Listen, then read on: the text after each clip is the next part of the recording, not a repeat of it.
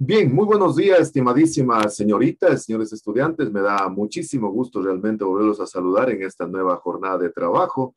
Para mí siempre es un verdadero gusto y un verdadero placer trabajar con ustedes, aún sabiendo que puedo aportar modestamente a la formación académica de ustedes como futuros ingenieros e ingenieras forestales, pero sobre todo me alienta la idea de que pueda incidir modestamente en la formación integral como ustedes, como buenas personas, como personas extraordinarias.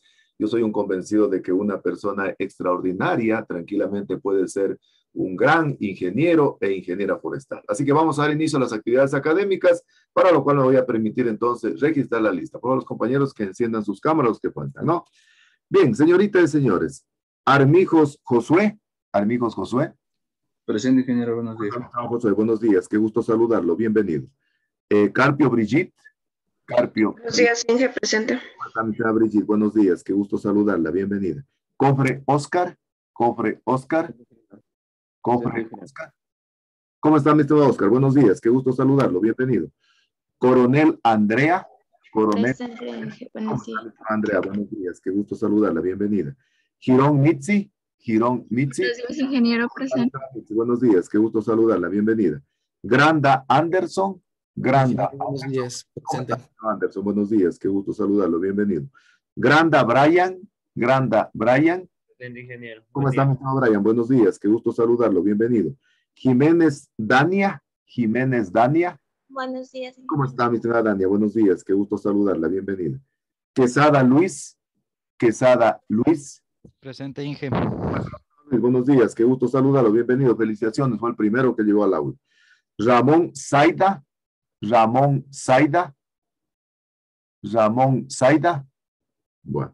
Y finalmente, Tigre Brian. Tigre Brian. ¿Cómo está, mi estimado Brian? Buenos días, qué gusto saludarlo, bienvenido. Por favor, si en caso ingresa la señorita Zaida Ramón, que se registre para poder realmente justificarle la falta de tal manera que no se pueda perjudicar, ¿no? Yo soy un convencido de que definitivamente es la falta de tecnología.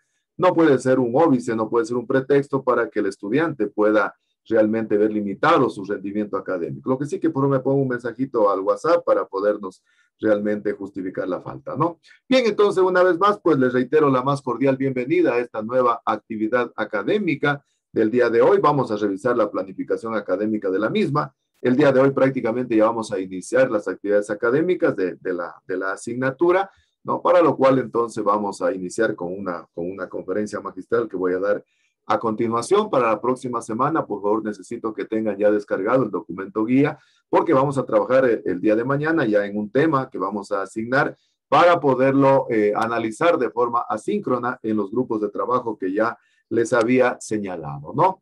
Y por favor, les ruego que siempre estemos revisando la página de la asignatura. Yo ahí siempre estoy explicando con lujo de detalles cómo van a quedar las tareas para que ustedes realmente puedan desarrollarlas de la mejor manera, ¿no? Bien, vamos a dar inicio a las actividades académicas. Primero quisiera, antes de iniciar ya la actividad formal, quisiera que alguien me comentara la tarea que quedó pendiente. Gratitud y amor quedó pendiente. Además, ayer fue el Día de las Madres.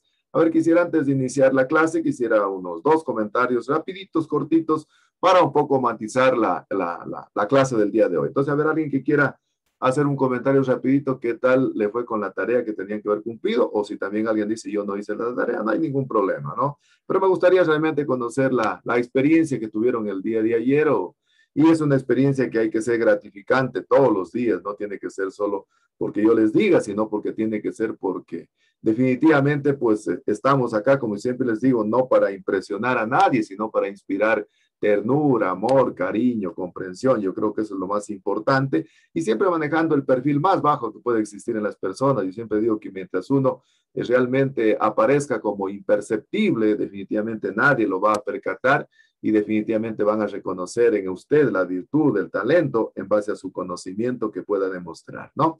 A ver, entonces, alguien que quiera compartir rapidito lo que pudieron hacer de la tarea. A ver, ¿quién quiere? Recuerden que acá estamos en familia, ¿no? Aquí estamos prácticamente todos para poder compartir. A ver, ¿alguien quiere hacerlo?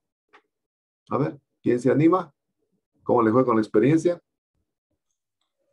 Yo le digo, A ver, tenga la bondad, Josué. Tenga la bondad, Josué. Por favor.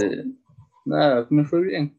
como usted dijo, no es algo que se debe hacer una vez hacia el año o condición de especial. Se hace todos los días, si es que es posible.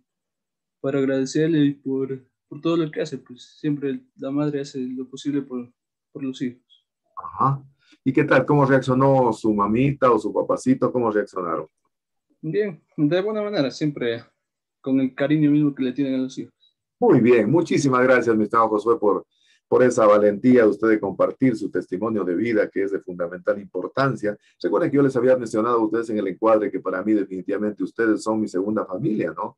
Es decir, yo prácticamente soy parte también de la familia forestal que estamos en esta asignatura. Así que aquí no debe haber ningún tipo de recelo. Aquí todos estamos para aprender, como les dije, yo me pongo incluso al último de la lista para poder aprender con ustedes, ¿no? Así que no tengamos recelos si queremos compartir realmente la experiencia esta maravillosa, ¿no? Que es lo que decimos, el amor no puede prescindir de las palabras. Solo lo que se nomencla existe. Lo que no se nomencla no existe. Es decir, lo que no se dice no existe. Las personas no pueden imaginar que usted las quiere o que usted las ama o que usted les tiene gratitud si no lo dice. No son adivinas para poderlo realmente interpretar sus sentimientos. A ver, ¿quién más quiere realmente compartir antes de iniciar la clase? A ver, ¿alguien más que quiera sumarse? A ver. Yo, Inge. A ver, tenga la bondad, mi estimada Verónica. Tenga la Andrea, perdón. Andrea, tenga la bondad. Nada, Inge, por comentarle que también me fue muy bien. Perfecto. No es algo que yo haga a menudo, pero tampoco no es que no lo haga nunca. Entonces, reaccionó bonito de la forma, como dice el compañero, el cariño de los padres hacia los hijos. Es muy, muy bonito. Muy bien, muchísimas gracias, mi estimada Andreita. Le quedo muy agradecido por su testimonio, por definitivamente cumplir esta tarea que debe ser una tarea de amor, una tarea, un acto de amor, tiene que ser una tarea que definitivamente los seres humanos la hagamos a menudo. Yo soy un convencido, miren, de que la sociedad definitivamente está como está porque nos está faltando ese roce familiar, nos está faltando tratar de sacar a flor de piel los sentimientos, ¿no? Que es de fundamental importancia. Alguna vez un estudiante me decía de que definitivamente si uno no está en la capacidad de poder demostrar a las personas lo que uno experimenta, lo que uno siente, la otra persona no se lo puede imaginar. Así que me gustaría siempre, y esto va a quedar una tarea para todas las clases, al menos mientras yo sea profesor de ustedes, me gustaría que con la mayor sinceridad, con la mayor realmente, qué sé yo, sin ningún tipo de vergüenza podamos compartir además un sentimiento que es de fundamental importancia, ¿no? Entonces me gustaría que para mañana los que no están interviniendo lo puedan hacer. Además, yo siempre considero lo que ustedes participan como participación dentro de la asignatura. Recuerden que yo califico absolutamente todo. Aquí tengo mi libretita, ¿eh? Aquí tengo mi libretita que posiblemente ustedes no la pueden observar ahí. Yo voy registrando absolutamente todo. Los que van participando y los que no van participando también. Y recuerden que la nota se la va ganando con toda la participación que tiene la asignatura. Y yo definitivamente valoro incluso estos aportes que ustedes me dan, que son de crecimiento personal, de crecimiento espiritual. Lo valoro incluso en mayor grado. Así que por favor los invito a que participen. Yo les dije en el encuadre que la calificación la van labrando ustedes con el aporte que van haciendo todos y cada uno de ustedes durante todos los días de la clase. Muy bien. Vamos a ver entonces inicio a las actividades académicas del día de hoy. Para lo cual entonces sí, claro. Se disculpe, la compañera Zaida me dice que está en la sala de espera, si no la puede dejar entrar. Ya, perfecto, muy bien. Ya. Bien, entonces vamos a dar inicio entonces a las actividades académicas del día de hoy. A mí siempre me gusta empezar con una imagen introductoria y entonces en esta oportunidad igual vamos a empezar con algunas imágenes que las voy a compartir con ustedes para poder dar inicio a la asignatura. Siempre les ruego por favor que me den un comprendido si están observando las imágenes que voy a presentar. ¿Están observando las imágenes, por favor? Sí. Perfecto, muchísimas gracias. Bien, vamos a dar entonces inicio a las actividades académicas de la asignatura, dándoles a conocer algunas imágenes introductorias relacionadas con el cultivo in vitro, ¿no? Fíjense que en el año 1902, Haberland, un gran investigador en cultivo de tejidos, prácticamente él se puede decir que es el creador o es el padre de la biotecnología en lo que tiene que ver con el cultivo de tejidos vegetales, porque definitivamente lo que hizo es tratar de buscar una técnica alternativa para poder cultivar las plantas. Y en ese sentido me voy a permitir presentar en ustedes algunas imágenes para que me den la idea central. ¿Qué les parece a ustedes cuando ven esta imagen que les voy a presentar? Así, pero rapidito. Y aquí sí creo que participen todos. Si ustedes ven eso, ¿qué idea les da? ¿Qué idea les da? ¿Qué es lo que están viendo ahí? Pero rapidito, rapidito, acá es participando. Si no participan y participo yo, pues dejan de ganar puntos, ¿no? ¿Qué están viendo ahí? No cambia de diapositiva, ingeniero. No se ve. Ingeniero, no hay. No, en la primera. A ver, repetimos entonces. Están viendo, pero sí están viendo ustedes la imagen, ¿no? Ahora solamente vemos la primera diapositiva. Ya les vamos a empezar de nuevo entonces. Ahí estamos observando las imágenes. Sí, ingeniero. Ya. ¿Observan ahí? Ahí sí la Sí. célula. ¿Qué están observando entonces ahí? ¿Qué observan ahí? La Célula estructura de una célula ¿Qué tipo de célula? ¿Qué tipo de célula? vegetal. Una célula vegetal, ¿no es cierto? ¿Qué están observando ahí? Los El de Meyer. Vermella. Sí, ¿no es cierto? Estamos observando material de vidrería, ¿no es cierto? ¿Qué están observando ahí? Una plántula. ¿No es cierto? Un tejido vegetal, ¿no es cierto? Estamos observando ahí, ¿no es cierto? ¿Qué estamos observando ahí? La propagación de especies. Propagación de especies, ¿no? Puede ser una estaca, puede ser un segmento nodal. Eso generalmente en cultivo de tejido se llama explante. Entonces, irán notando, van a salir muchos términos para los usuarios. Estarán atentos. Explante es un fragmento de tejido que se inocula en el interior de un medio de cultivo. Entonces, un explante es un fragmento de tejido que se inocula en el interior de un medio de cultivo, un explante. Y si ustedes están viendo ahí, ¿qué están viendo ahí en cambio? ¿Qué están viendo ahí? A ver, ¿ideas que están viendo? ¿Qué están viendo? A ver, Semillas. semillas. Están viendo mecheros, están viendo pinzas, están viendo manipulación. Eso se llama aislamiento. Aislamiento en cultivo de tejidos, noten para el glosario. Aislamiento es preparación del material vegetal previo a la inoculación in vitro. Aislamiento es preparación del material vegetal previo a la inoculación in vitro. E inoculación in vitro, para el glosario, en cambio, quiere decir colocar el explante en contacto con el medio de cultivo. Entonces, inoculación quiere decir colocar el explante en contacto con el medio de cultivo. Y ahí ya ven, ¿qué ven ustedes ahí? ¿Qué ven ahí? A ver, ¿qué están viendo ahí? in vitro ya. Ya están viendo, ¿no es cierto?, plantas en el interior de un vidrio. Entonces, una vitroplanta es una planta que crece en el interior del vidrio. Vitroplanta, planta que crece en el interior de un vidrio. Están viendo una orquídea, están viendo una planta de cinchona ahí en la parte derecha, ¿no? Y si están viendo ahí, miren, más vitroplantas, más vitroplantas. Vitroplantas son plantas que crecen entonces en el interior de un vidrio en condiciones controladas.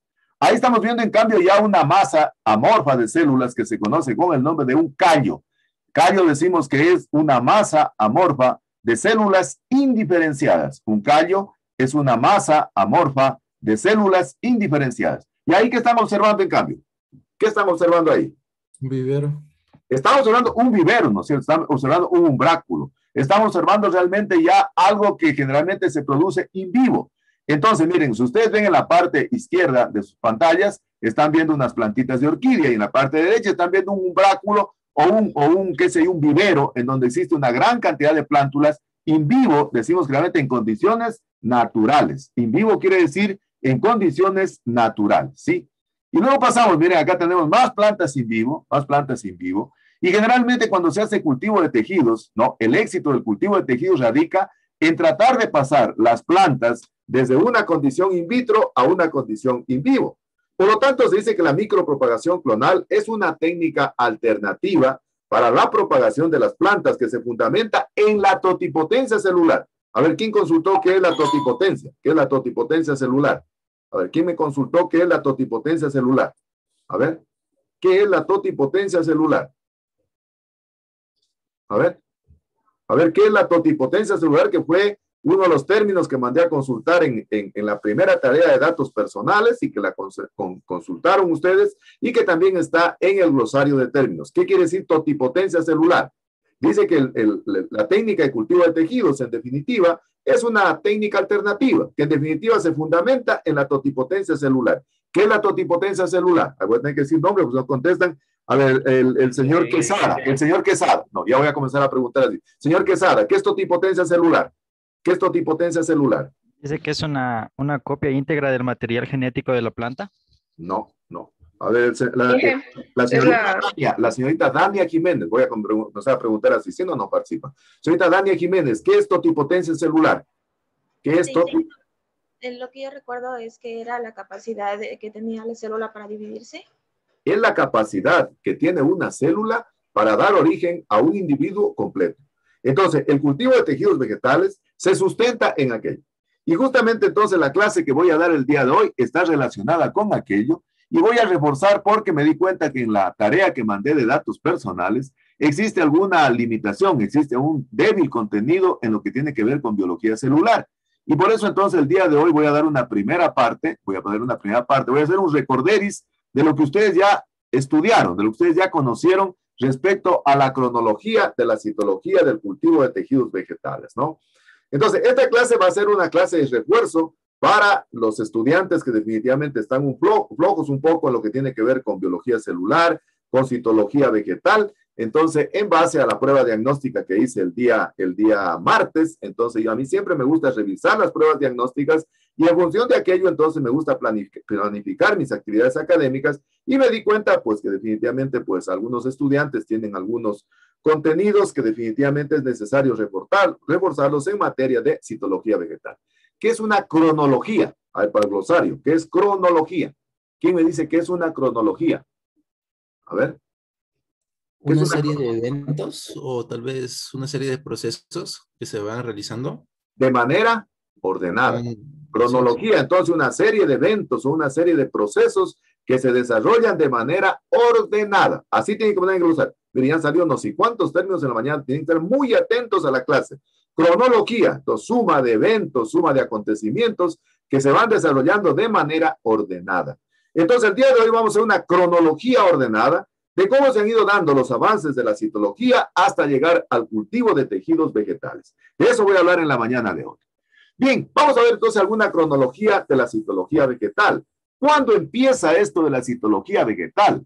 Fíjense que la citología vegetal no es algo nuevo, sino que realmente se remonta, fíjense, incluso a épocas antes de la era cristiana.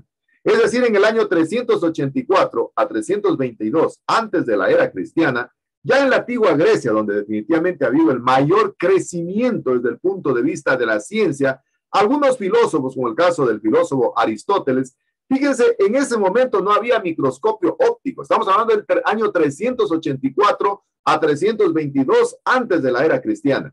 Él, sin necesidad del microscopio, hizo la siguiente conclusión. Él dijo que animales y plantas están constituidos por una serie de compuestos que eran relativamente, qué sé yo, elementales y que se repetían tanto en animales como en vegetales. Entonces, justamente la conclusión que hace Aristóteles estaba enmarcada dentro de lo que hoy en día se conoce como la citología vegetal o la citología celular. Pero justamente en ese tiempo, pues no había el microscopio, ¿no es cierto? Por lo tanto, entonces, todas las aseveraciones que hacía Aristóteles eran dentro del campo de la macroscopía. Es decir, eran características macroscópicas. Y entonces él se atreve a decir, posiblemente porque vio, ¿no?, que los animales, que las plantas crecían. Entonces él dijo definitivamente, animales y plantas en definitiva tienen ciertos elementos que son comunes y que se repiten en cada uno de ellos, en base a observaciones macroscópicas. Sin embargo, posteriormente, ya en el año 1590, los hermanos Zacarías y Francis Janssen realizaron observaciones microscópicas y colocaron en el interior de un tubo una cantidad de lentes que permitían realmente ampliar el campo, qué sé yo, óptico.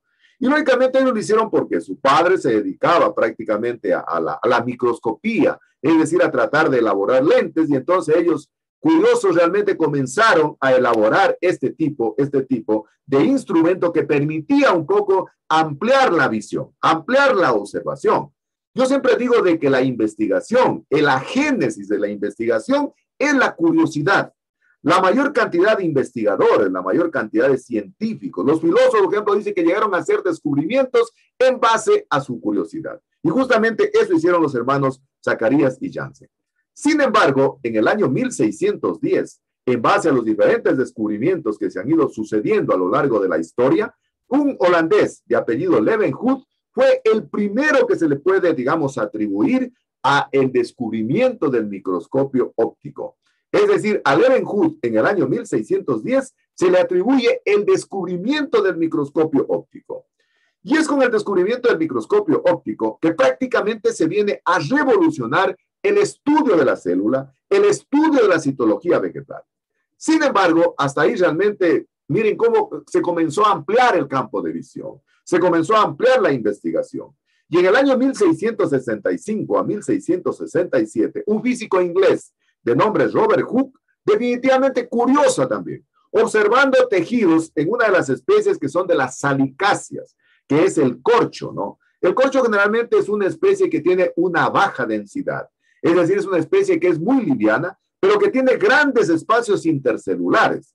Las especies que tienen baja densidad, que tienen grandes espacios intercelulares, generalmente dejan una gran cantidad de espacio vacío entre las células. Entonces, él aprovechando, qué sé yo, el microscopio que fue descubierto por Leeuwenhoek en el año 1610, entonces comienza a hacer observaciones en un tejido de corcho y observa una cantidad de celdillas vacías. Y a esa cantidad de celdillas vacías él se las imagina como un panal. Y entonces les da por llamarlas células. Pero básicamente lo que observa Robert Hooke es la parte muerta, que es la parte que se conoce con el nombre para el glosario, paraplasma. El paraplasma es la parte ergástica, es la parte muerta de la célula que está conformada por la pared celular. Entonces, lo que verdaderamente estaba observando Robert Hooke era la parte del paraplasma, es decir, era la parte de la pared celular, y por eso entonces él da en denominarlas células o celdillas, que incluso otros investigadores le cambiaron, le pusieron utrículos, vesículas, pero lo que él prácticamente observó fue el paraplasma. El paraplasma es la parte muerta, es la parte ergástica de las células, y que para los forestales es de fundamental importancia porque viene a constituir el xilema o la madera. Posteriormente, en el año 1831, Robert Brown hace un descubrimiento que es fabuloso y que vino a revolucionar en cambio el mundo de la genética al descubrir el núcleo, porque el núcleo viene a constituir la parte fundamental de la célula, que es donde se alberga toda la herencia genética que se transmite de padres a hijos. Posteriormente, en el año 1832, Bagnes hace el descubrimiento de los nucleolos en el interior del núcleo. Sin embargo, todo ahí se manejaba como hipótesis, se manejaba como un hecho generalmente hipotético. Y es en el año 1838 a 1839 que Matthias Leiden y Theodor Schwann, ellos realmente un zoólogo y un botánico, ellos generalmente hacen el descubrimiento o hacen el patentamiento de la teoría celular. Generalmente toda teoría se sustenta en un axioma, se sustenta en un postulado.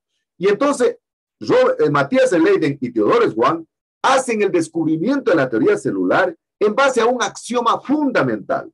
Ellos dicen que todos los seres vivos, animales y vegetales, están constituidos por células o productos celulares. Cuando ellos hablan por células, se están refiriendo a los organismos superiores, es decir, que a las plantas o a los animales. Pero cuando hablan por productos celulares, se están refiriendo a microorganismos, por ejemplo, a bacterias, a hongos, que están formados por productos celulares. Entonces, como esta es una teoría, ellos la sustentaron en base a 3 postulados, a 3 axiomas. ¿Cuáles son los postulados de la teoría celular que fueron establecidas por Matthias Leiden y Theodor Schwann? Ellos, un zoólogo y un botánico alemán, dijeron: primer postulado, la célula es la unidad de origen. Es decir, la célula es el agente primario de organización.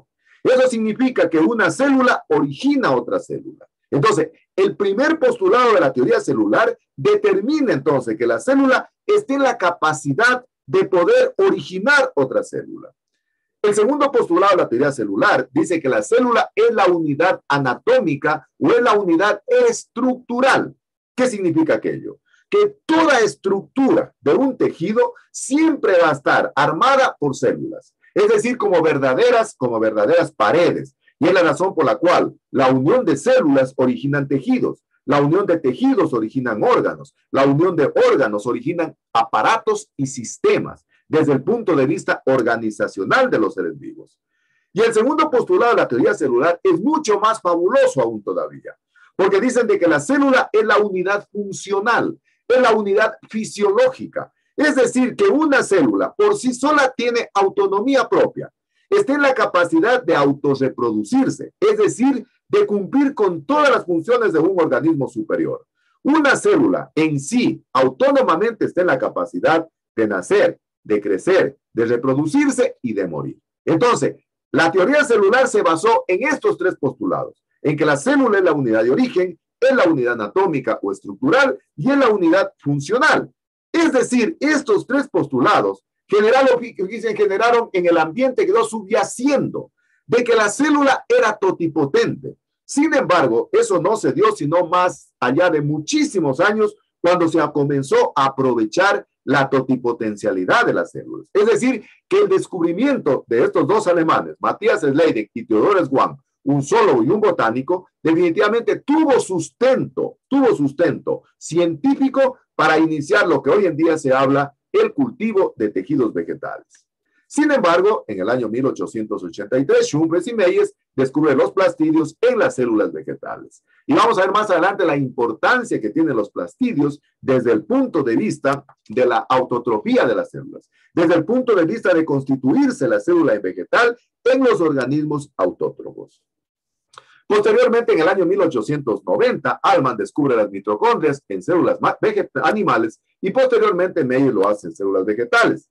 En el año 1898, Golgi descubre el complejo que le da el mismo nombre de él en células animales y en 1956 lo hace en células vegetales.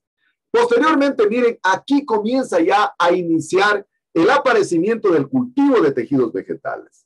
En el año 1898 al año 1902, no, fíjense en el siglo anterior, fíjense que nosotros estamos viviendo 2 siglos, ¿verdad?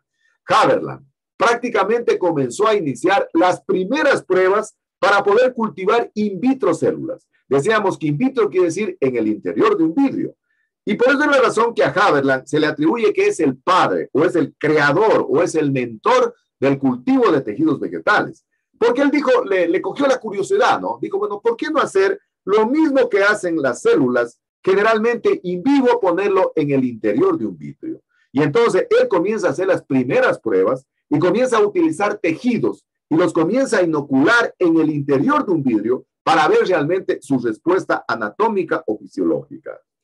Posteriormente, ya en el año 1922, en cambio, Knudson hace una germinación de semillas de orquídeas, pero de manera asimbiótica. Simbiosis para glosario. Simbiosis es la vida mutualista que se produce entre dos individuos sin causarse daño. Eso es simbiosis. Es vida mutualista entre dos individuos sin causarse daño. ¿Qué será en cambio asimbiótico? A ver, ¿qué será asimbiótico? A ver, alguien que me diga, ¿qué será en cambio asimbiótico? Si simbiosis es una vida mutualista entre dos individuos que se ayudan mutuamente sin causarse daño, ¿qué será en cambio una asimbiosis o asimbiótico? A ver, ¿quién me dice? ¿Qué será asimbiótico? Que el individuo aprovecha del otro. Que generalmente puede tener una vida independiente del microorganismo, ¿no es cierto? Yo siempre digo para que no se olviden, a mí siempre me gusta enseñar con mnemotécnicas, como me enseñaron a mí en Cuba, ¿verdad? Y me gusta siempre poner como ejemplos cositas, ¿sabes? Que a veces a uno lo hacen familiar. Simbiótico, acuérdense del noviazgo. Se dice que cuando la relación es mutua, es bonita, es una simbiosis. Pero cuando no, cuando el uno rema más del otro, es una asimbiosis. ¿Qué hace Knudson? Knudson hace una germinación asimbiótica. Es decir, en el interior del vidrio hace germinar semillas. Generalmente las semillas de orquídeas, de manera in vivo, germinan en simbiosis con un hongo. ¿Qué hace el hongo? ¿Qué dicen ustedes? ¿El hongo será autótrofo o heterótrofo? ¿Qué dicen ustedes? ¿El hongo será autótrofo o heterótrofo? A ver, el hongo, ¿qué será? ¿Autótrofo o heterótrofo? Rapidito, por favor. Ah, heterótrofo, ¿no es cierto? Heterótrofo. Es decir, el hongo no está en la capacidad de hacer el proceso fotosintético. Entonces, ¿qué le da la orquídea? La orquídea le da alimento al hongo, pero el hongo le permite absorber algunos elementos nutritivos que están, por ejemplo, en el ambiente, a través de sus raíces. Entonces, ¿qué hace Knudson? Knudson reemplaza los hongos utilizando sacarosa. Entonces, generalmente el hongo le ayuda a digerir algunos glúcidos, algunos azúcares a las orquídeas a través de las raíces. Entonces, Knudson lo que hace es sustituir prácticamente lo que hacían los hongos y hace una germinación asimbiótica en el interior del vidrio, reemplazando con sacarosa o con azúcar para de esa manera hacer una germinación asimbiótica. Posteriormente, ya en el año 1934 a 1937, White hace un trabajo que es fabuloso en raíces de tomate. Para lo cual, qué sé yo, agrega al medio de cultivo un aminoácido que es el extracto de levadura y también adiciona ya algunas vitaminas, como es el caso de la tiamina o vitamina B1. Y entonces adiciona la vitamina B1 y comienza a cultivar raíces de tomate, digan, raíces de tomate las comienza a cultivar, y al adicionar este tipo de compuestos orgánicos, como el caso del extracto de levadura y la vitamina 1 o la tiamina, logra obtener de manera indefinida callos. ¿Y qué decíamos? Que un callo es una masa amorfa de células indiferenciadas. Entonces, a través de White nos damos cuenta hoy en día que el material vegetal, que realmente el germoplasma vegetal, lo podemos conservar de manera indefinida a través de callos. Y eso realmente es lo que hacen muchas instituciones en el país y en el mundo. Por ejemplo, CIP, anoten CIP para el glosario. CIP es el Centro Internacional de la Papa. El Centro Internacional de la Papa tiene su sede en el Perú. Y en el Perú, por ejemplo, almacenan todos los ecotipos de papa, todas las variedades de papa en forma de callo.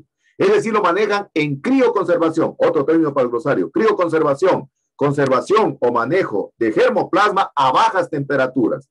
La crioconservación generalmente permite conservar los tejidos bajo la temperatura del nitrógeno líquido, menos 156 grados centígrados. ¿Qué hace el CIP, que es el Centro Internacional de la Papa?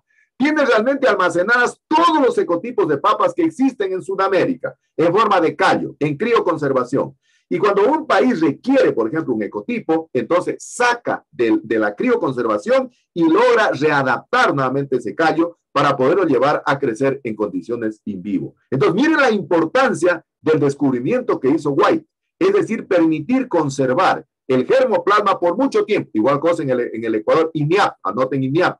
INIAP, Instituto Nacional de Investigaciones Agropecuarias. En el Ecuador, el INIAP es el encargado de la conservación de bancos de germoplasma para el glosario, banco de germoplasma, banco donde se conserva material vegetal, ¿no? Entonces, ¿qué hace el INIAP? El INIAP también conserva realmente material vegetal en forma de callo, es decir, en base a lo que dijo White, que los callos son una masa amorfa de células indiferenciadas.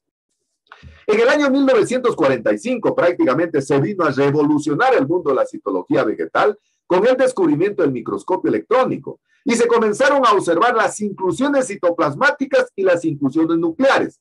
¿Qué son las inclusiones citoplasmáticas y las inclusiones nucleares? Son generalmente aquellos orgánulos que se encuentran dispersos en el citoplasma, en el caso de las inclusiones citoplasmáticas, y en el caso de las inclusiones nucleares se encuentran dispersas en el núcleo. Y entonces el microscopio electrónico de barrido permitió la observación de corpúsculos mucho más pequeños. ¿Por qué? Porque el poder de observación incluso es de 1 a 10 Armstrong. Un Armstrong es la milésima parte de una micra. Un Armstrong es igual a la milésima parte de una micra, es decir, a 0,01 micras, ¿no? Entonces, el descubrimiento del microscopio electrónico permitió realmente observar la mayor cantidad de inclusiones, tanto a nivel del citoplasma como a nivel del núcleo. En el año 1953, al año 1955, un investigador japonés, Skug, en cambio descubrió uno de los primeros reguladores del crecimiento que se utiliza en cultivos de tejidos vegetales y que es la cinetina o quinetina, que se la representa con la letra K. Entonces, K para el glosario quiere decir quinetina o cinetina. Esta es una citoquinina o una citocinina, cuya función fundamental, es decir, la propiedad fundamental que hacen las citoquininas o la quinetina, es de que permiten la multiplicación celular. Es decir, permiten de que la célula se multiplique en mayor cantidad de células. Y entonces esto hace Skug. En el 53 al 55 descubre la quinetina que permite la multiplicación celular. Posteriormente, en el año 1962, Murashi y Skug, estos dos investigadores japoneses, ellos comienzan a interesarse en tratar de patentar un medio de cultivo. Y entonces, ¿qué hace Murashi y Skug? Generalmente comienzan a hacer un análisis bromatológico en una hoja de tabaco, ¿no? Entonces, ¿por qué utilizaron el tabaco?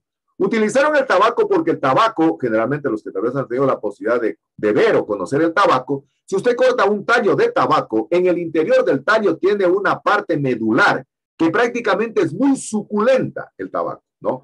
Entonces, utilizaron el tabaco porque definitivamente se dieron cuenta que era un tejido muy dócil, muy noble de poder trabajar in vitro, y entonces hacen un análisis bromatológico en una hoja de tabaco y comienzan a establecer qué elementos nutritivos se encontraban en la hoja de tabaco para poder crecer y desarrollarse in vivo.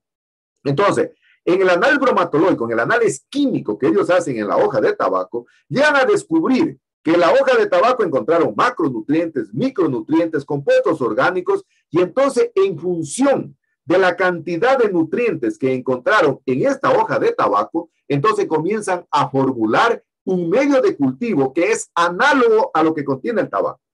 Y a ese medio de cultivo le dieron propiamente su nombre, se llama el medio de cultivo de Murashige-Escug, o que se lo simboliza con la letra MS, que quiere decir medio de cultivo de Murashige-Escug. Entonces, a estos dos investigadores se les atribuye prácticamente el haber patentado el primer medio de cultivo para poder hacer cultivo de tejidos in vitro, y entonces que salió en base a un análisis bromatológico realizado en una hoja de tabaco.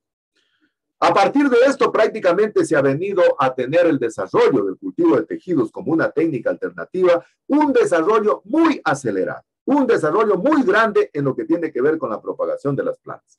Pero justamente aprovechando el descubrimiento de Matthias Sleiden y Theodor Schwann, 1838 a 1839, que ellos dijeron de que la célula es totipotente porque es unidad de origen, es unidad funcional, es unidad estructural. Pero cuando ellos descubrieron aquello, todo quedó subyaciendo en el ambiente.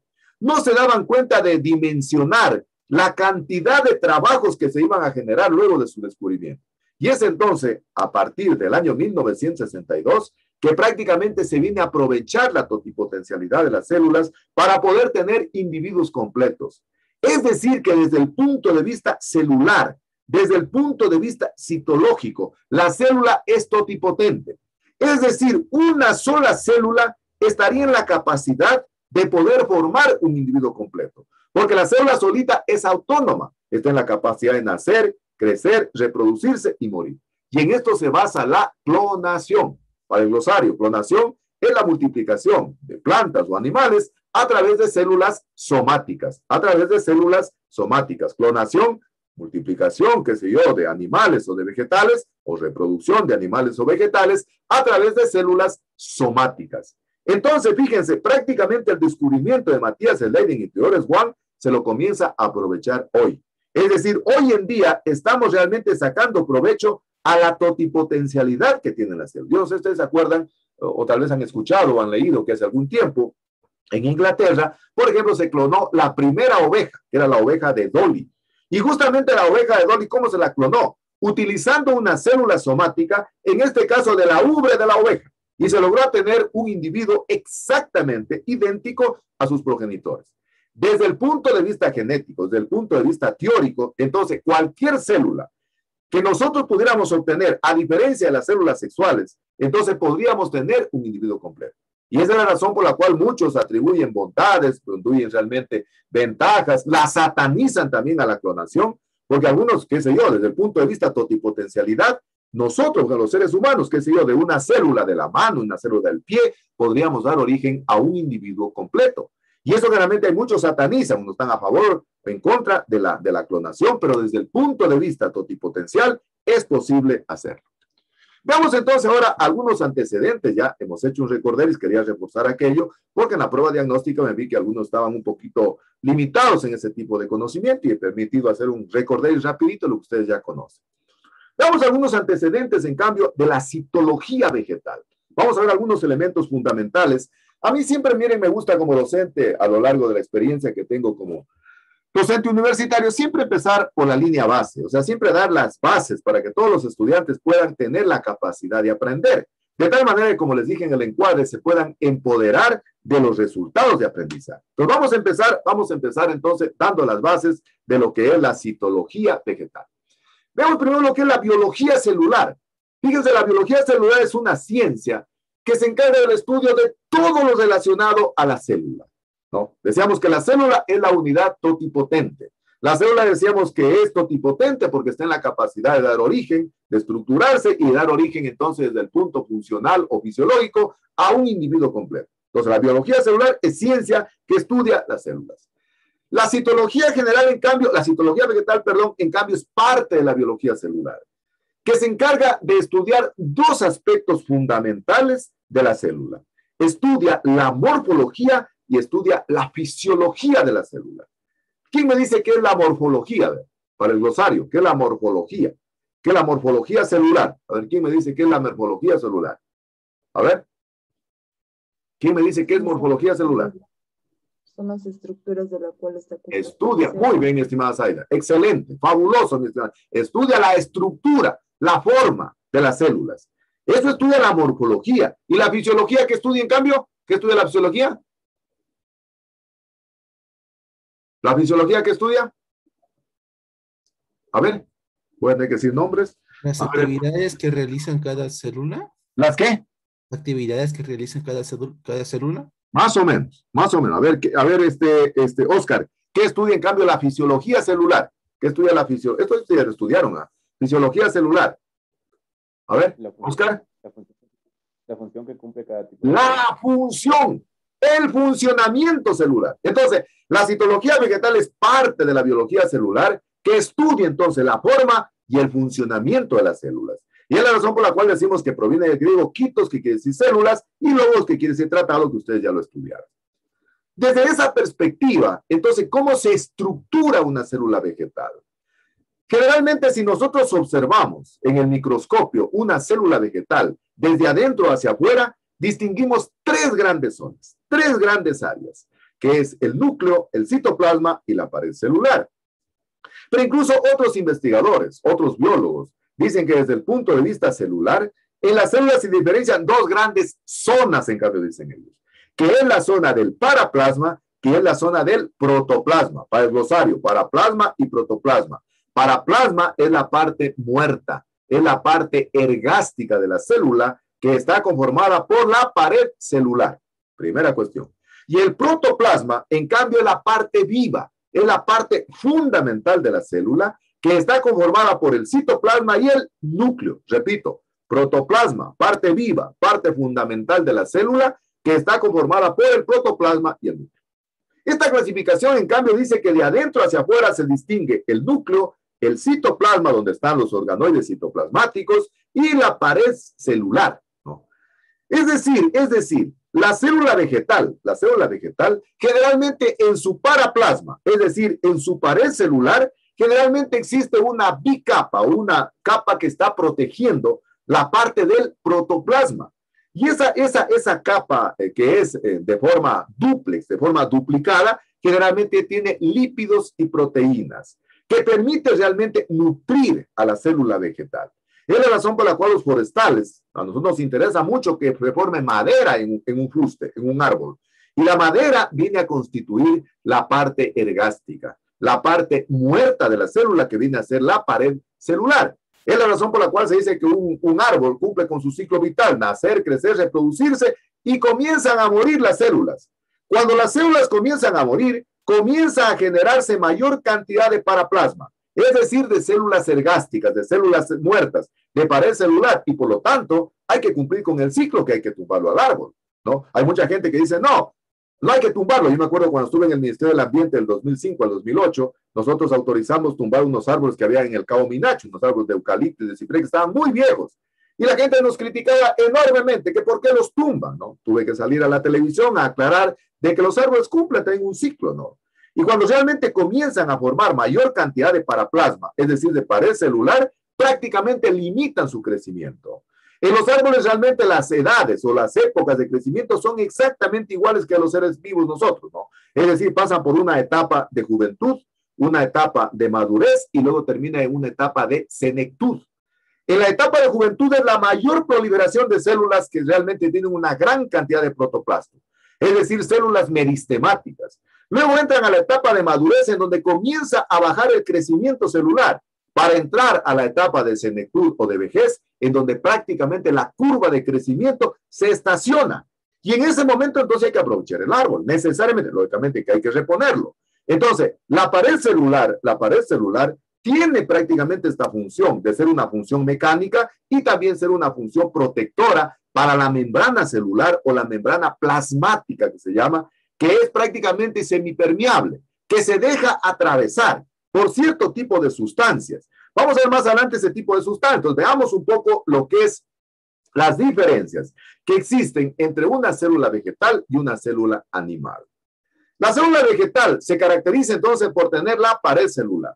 Y esta pared celular le da la característica de tener resistencia, porque tiene una gran cantidad de celulosa, de hemicelulosa, de pectinas, que le dan la dureza característica. Y es la madera, es decir, lo que protege al protoplasma. Luego tenemos otra de las grandes diferencias entre la célula vegetal y la célula animal, es la vacuola. Y vamos a ver más adelante que la vacuola es donde se almacenan los productos del metabolismo celular, tanto de excreción como también de secreción. Y finalmente, la gran diferencia que realmente hace de que las plantas sean autotróficas es la característica de ser realmente tener los plastidios. Los plastidios realmente, o plastos, como les llaman algunos, están en el interior del citoplasma. Es decir, son inclusiones citoplasmáticas que le dan una característica particular a los vegetales de ser autotróficos. En cambio, en la célula animal, tenemos la presencia de la membrana celular. Es decir, no tenemos pared celular. Esa es la razón por la cual pues, nuestra piel es muy suave, es muy endeble. Podemos modificarla, podemos movilizarla, podemos cambiarla, lo que no se puede hacer con un árbol. En el árbol, la pared celular, la lignina y la celulosa le dan una dureza característica que no podemos moldearla, no podemos realmente hacer que sea muy maleable. En el caso de las personas, sí. Es la razón por la cual nosotros tenemos elasticidad, porque estamos formados nuestras células por membrana celular. No tenemos vacuolas y tampoco tenemos la presencia de plastos, que son inclusiones citoplasmáticas, que tienen la característica fundamental de participar en el proceso de la fotosíntesis. Eso hace entonces que los animales y las personas que no poseemos plastidios seamos heterótrofos. Es decir, necesitamos de fuentes exógenas para el glosario, exógeno, externo, exógeno, externo. Exógenos necesitamos de carbohidratos, de sacarosa. ¿De dónde los obtenemos? De las plantas. Por eso hay un autor que a mí me encanta leerlo, dice que los animales y las personas somos parásitos de las plantas, porque no solo consumimos el oxígeno, sino que aprovechamos los carbohidratos que mezclado con el oxígeno de la sangre nos dan la energía necesaria para poder crecer y desarrollarnos. Veamos entonces un poquito más a detalle lo que es la pared celular, ¿no? Entonces la pared celular es un componente típico de las células vegetales, es decir, de los organismos eucarióticos. ¿Qué quiere decir eucariótico? A ver, ¿quién se acuerda que era un organismo eucariótico? A ver, ¿quién se acuerda que es un organismo eucariótico? A ver, ¿quién me dice? Ustedes estudiaron, ¿no? ¿Qué es un organismo eucariótico? A ver. Ustedes estudiaron biología, ustedes estudiaron fisiología. Pues les dije, ¿Son las células que están formadas por un núcleo? No, son las células en donde el núcleo tiene una membrana nuclear. Es decir, existe una pared de división entre el núcleo y el citoplasma. Esos son los eucariotas. ¿Y qué son en cambio los procariotas? Para el glosario, ¿verdad? Los eucariotas tienen una membrana que divide el núcleo del citoplasma. ¿Y procariotas qué será? O procariontas, como le dicen algunos. A ver. Para el glosario, ¿verdad? Estamos tratando de términos para el glosario. ¿Qué será en cambio un organismo procarionta? Procarionta. A ver, ¿quién me dice? Procarionta. A ver. ¿Es aquel que no contiene núcleo? Es aquel que no contiene la pared de división entre el citoplasma y el núcleo. Por lo tanto, el componente nuclear está regado en el citoplasma, ¿no? Entonces, la pared celular es característico de organismos eucariotas, ¿no? ¿Qué características tiene la pared celular? La pared celular decíamos que es la que envuelve a la membrana plasmática en las células vegetales. Y básicamente está formada desde el punto de vista químico, tiene incrustaciones de celulosa, hemicelulosa y pectinas que le dan esa dureza característica. Por eso decíamos que en las plantas, en los árboles, cuando ya comienzan a envejecer, las etapas de crecimiento, juventud, madurez y senectud, cuando el árbol entra a la etapa de senectud, prácticamente comienza a haber engrosamiento de la pared celular porque se comienza a acumular la celulosa, la hemicelulosa y las pectinas y prácticamente la membrana plasmática termina muriendo, ¿no? ¿Qué función tiene la membrana plasmática? La membrana plasmática es semipermeable. se deja atravesar de los líquidos, se deja atravesar de las proteínas, de los aminoácidos, de los lípidos, ¿no? Y generalmente la célula puede entrar en 3 etapas cuando se produce el proceso de marchitez. Anotarán, verán.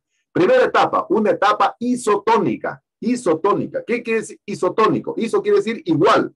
Cuando la concentración que existe en el interior del protoplasma es igual a la concentración que existe fuera de la célula. Eso quiere decir isotónico. La concentración que existe en el interior del protoplasma es igual a la concentración que existe fuera del citoplasma. De tal manera que el agua no tiende ni a salir ni a entrar. Es decir, existe un equilibrio desde el punto de vista hídrico. Pero la célula generalmente puede pasar, en cambio, a un estado hipertónico. Hipertónico. ¿Qué quiere decir hipertónico? Que en cambio el agua comienza a salir del protoplasma porque la presión es mayor de parte externa. Entonces, hipertónico, cuando el agua sale del interior del protoplasma hacia afuera. Y cuando eso pasa, generalmente la célula se comienza a marchitar. O se produce el marchitamiento de la planta, la marchitez de la planta. Y esa marchitez puede ser reversible e irreversible. Reversible, la marchitez reversible es cuando la célula puede recuperar nuevamente el agua y se comienza a inflar nuevamente la pared celular y comienza a recuperar el agua el protoplasma. Ahí decimos que es una marchitez reversible. Es decir, cuando nosotros generalmente dejamos una plantita y la regamos y llegamos a tiempo, la volvemos a regar y se recupera. Y la marchitez irreversible, en cambio, cuando nosotros tenemos que estar en una posición, en cambio, de que el agua ya no la recupera el protoplasma. Es decir, prácticamente el agua, por más que lo coloquemos, mejor viene a producir una pudrición radicular. Entonces ahí decimos que estamos en una posición hipertónica o en un estado hipertónico. Y el tercer estado es el estado hipotónico. Hipotónico. La cantidad de agua que existe en el interior del protoplasma es mayor a la cantidad de agua que existe fuera del protoplasma. De tal manera entonces que el agua en cambio tiende a entrar y la célula se vuelve turgente. Turgente. ¿Qué es la turgencia celular entonces? Es la acumulación de agua en el interior del protoplasma. Turgencia, acumulación de agua en el interior del protoplasma. Entonces miren la importancia que tiene la membrana plasmática. Entonces, desde el punto de vista de la presencia de la membrana plasmática que la rodea la pared celular, entonces es de que puede entrar la célula en 3 estados.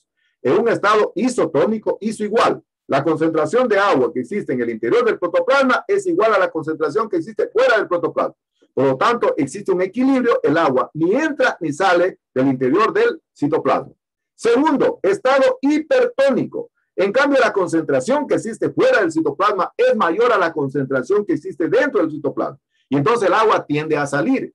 Y al salir, entonces, produce la marchitez, que puede ser marchitez reversible e irreversible.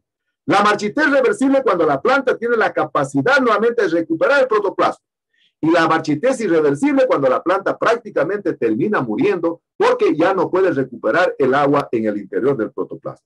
Y tercer estado, el estado hipotónico, cuando en cambio la concentración de agua es mayor en el interior del citoplasma que fuera de él. De tal manera que el agua en cambio tiende a entrar y la célula en cambio se vuelve turgente, que es una célula turgente que tiene una gran cantidad de agua en el interior del protoplasma. ¿Por qué explico esto?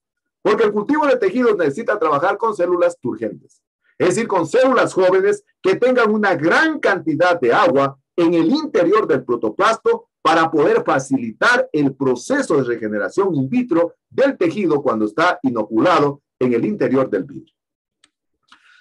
Segundo elemento que caracteriza a la célula vegetal es la presencia de los plastidios. Entenderán aquello, ¿verdad? Hay 2 tipos de inclusiones. Hay las inclusiones u organoides citoplasmáticos y hay las inclusiones u organoides nucleares, ¿no? ¿Cuáles son las inclusiones u organoides citoplasmáticos? Aquellos que están regados o distribuidos en el citoplasma. ¿Cuáles son las inclusiones u organoides nucleares? Aquellos que están en el interior del núcleo.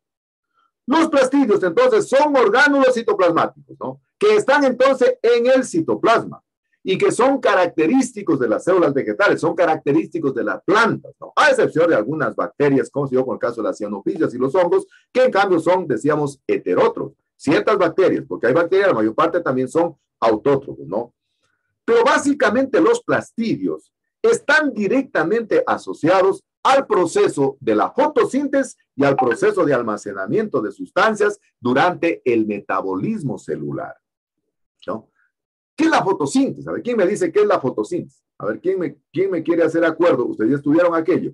¿Qué es la fotosíntesis? A ver, ¿quién me quiere decir? ¿Quién me dice qué es la fotosíntesis? A ver. A ver. ¿Qué es la fotosíntesis? Es una reacción química mediante la cual las plantas producen su propio alimento y lo cual les genera energía. Perfecto, Brian. Excelente. Extraordinario. Felicitaciones, Brian. Muy bien. Voy a explicar lo que es la fotosíntesis con un ejemplo muy facilito para que nunca se olvide, ¿no? Un ejemplo como el que a mí me enseñó también la profesora de fisiología cuando estudiaba en Cuba, ¿verdad? ¿Qué dijo ella que la fotosíntesis? Primero, la fotosíntesis sabemos que es un proceso fisiológico que se da única y exclusivamente en las plantas, ¿no? Entonces, ella decía que para que no se olvidarse uno, a mí siempre me gusta enseñar con mnemotécnicas. A ver, para el glosario, mnemotécnica es ayuda a la memoria. Mnemotécnica, ayuda a la memoria. Ella decía que para uno no olvidarse nunca de lo que es la fotosíntesis, ella decía generalmente de que la fotosíntesis la puede comparar como un gran molino, como un gran molino. Es decir, comparémoslo con un molino que nosotros hacemos acá, humas. Entonces ella decía que habían elementos de entrada que se conocían con el nombre de input. Entonces, input, entrada, ¿no? Y para el glosario, input, entrada. Y existen elementos de salida que se llaman output. Output, salida. Para el glosario, output, salida. Entonces ella decía de que la fotosíntesis es un gran molino, en donde realmente existen elementos de entrada y existen elementos de salida. Es así como cuando se muele, qué sé yo, el choclo para poder hacer humos. ¿Cuáles son los elementos de entrada? El choclo, la cebolla, el culantro, lo que etcétera.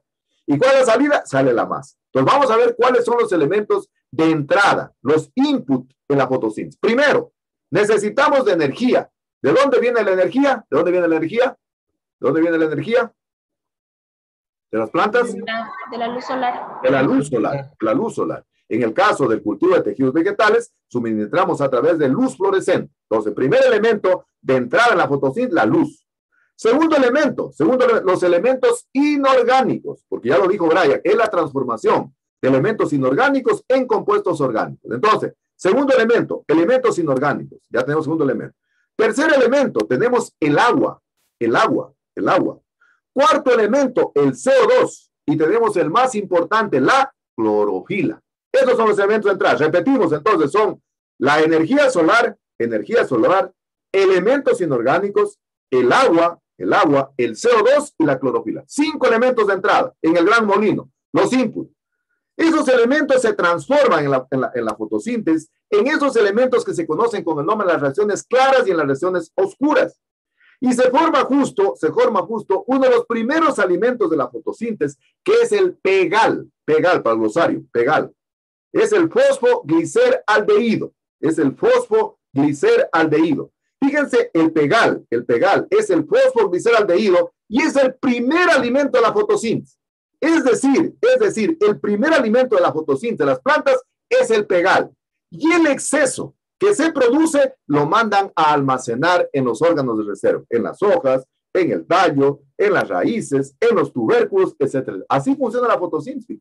Entonces, pero el primer elemento, no son los carbohidratos directamente, ¿verdad?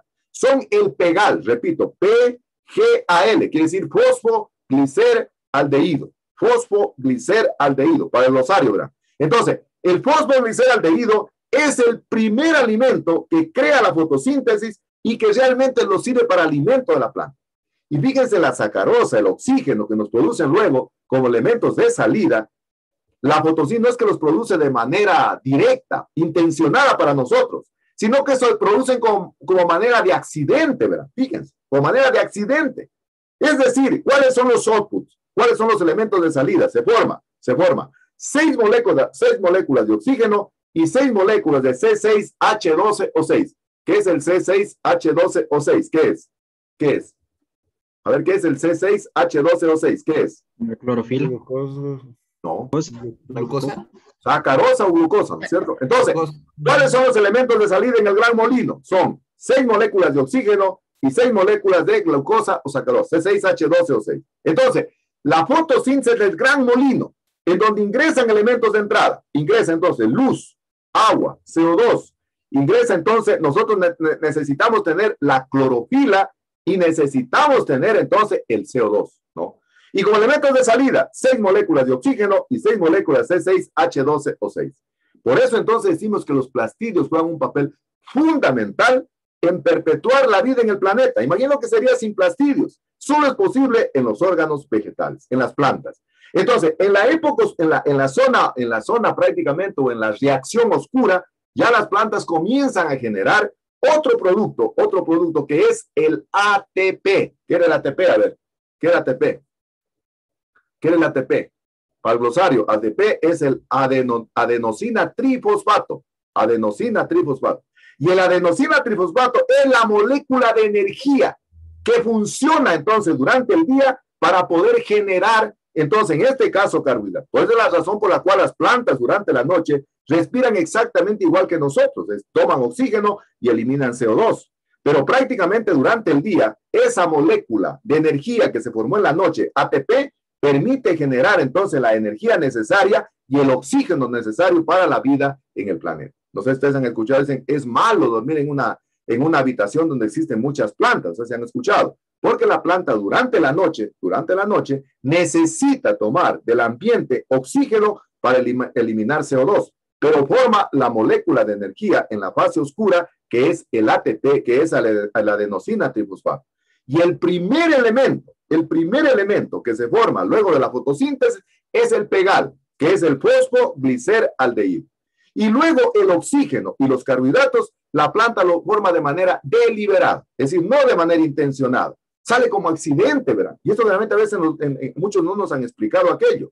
Es la razón por la cual entonces la importancia que tienen las plantas en el mundo vegetal. Pónganse a pensar ustedes un momentito, entonces, el mundo sin plantas, ¿no? Es la razón por la cual se dice que en muchos países como Holanda, por ejemplo, son países, ciudades, prácticamente se han exterminado las plantas. Se han exterminado las plantas y al exterminarse las plantas pues se termina ese proceso maravilloso que es la fotosíntesis. No se olviden entonces que la fotosíntesis es el gran molino, ¿no? Donde existen elementos de entrada y existen elementos de salida. ¿Cuáles eran los elementos de entrada? A ver, ¿quién me dice cuáles eran los elementos de entrada?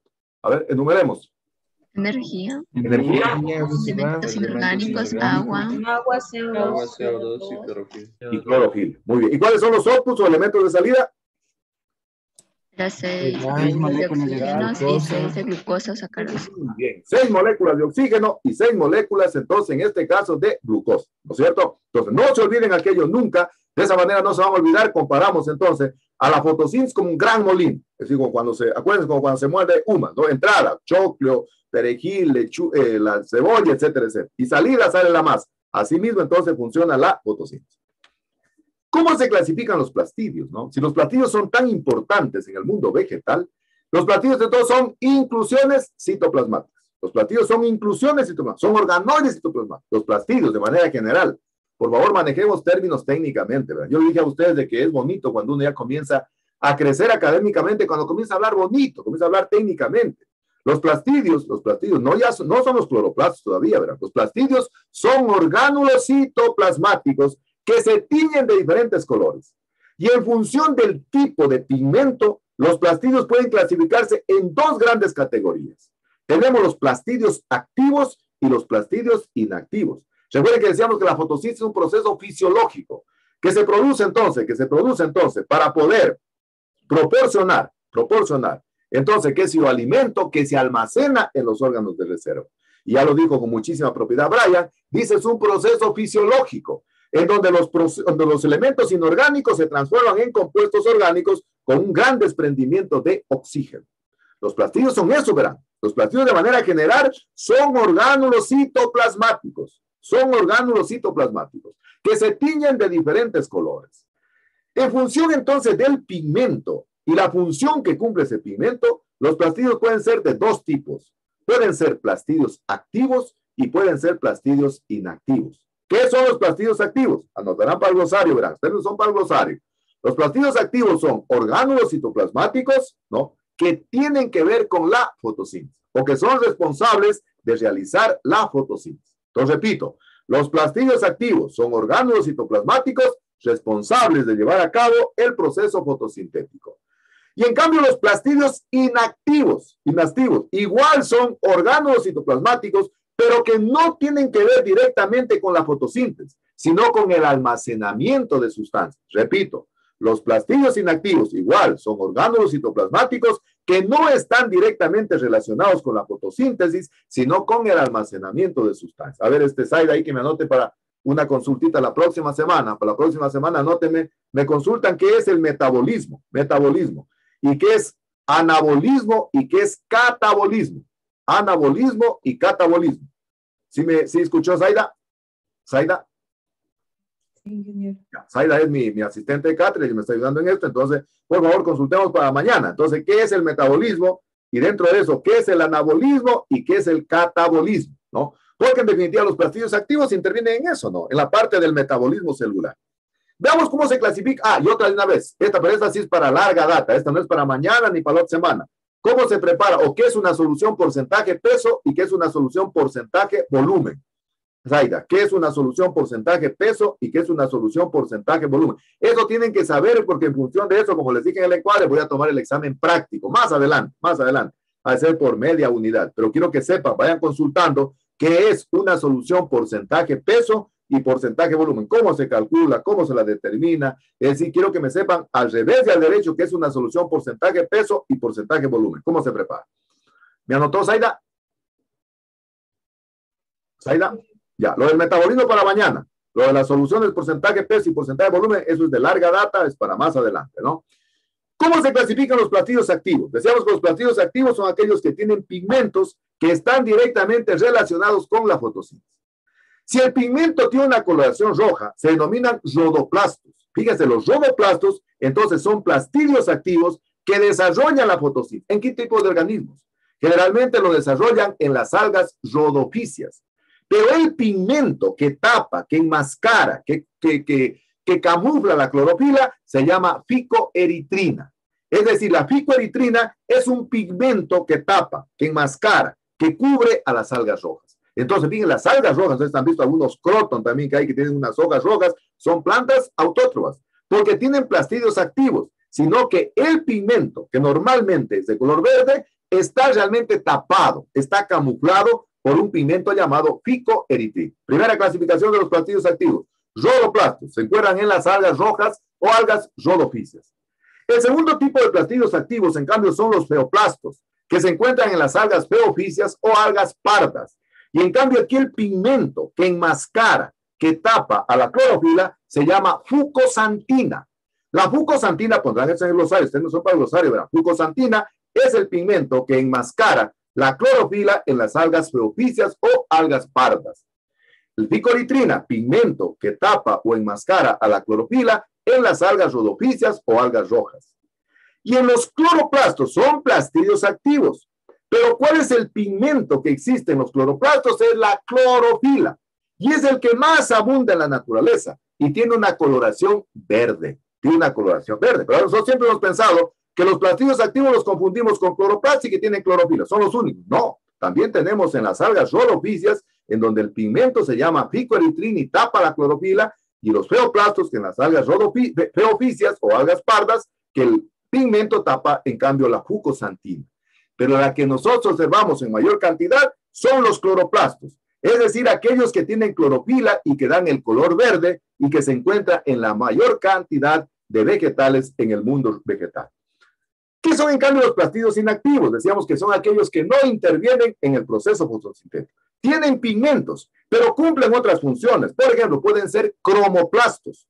Los cromoplastos generalmente se encuentran en los frutos, en los órganos que tienen diferentes coloraciones y básicamente tienen pigmentos a base de caroteno y xantófilo. Por ejemplo, los carotenos dan coloración amarilla a la zanahoria, dan coloración amarilla, qué sé yo, al plátano, dan coloración amarilla a la naranja. La xantófila igual entonces se encuentran en los órganos, en este caso que se llaman cromoplastos.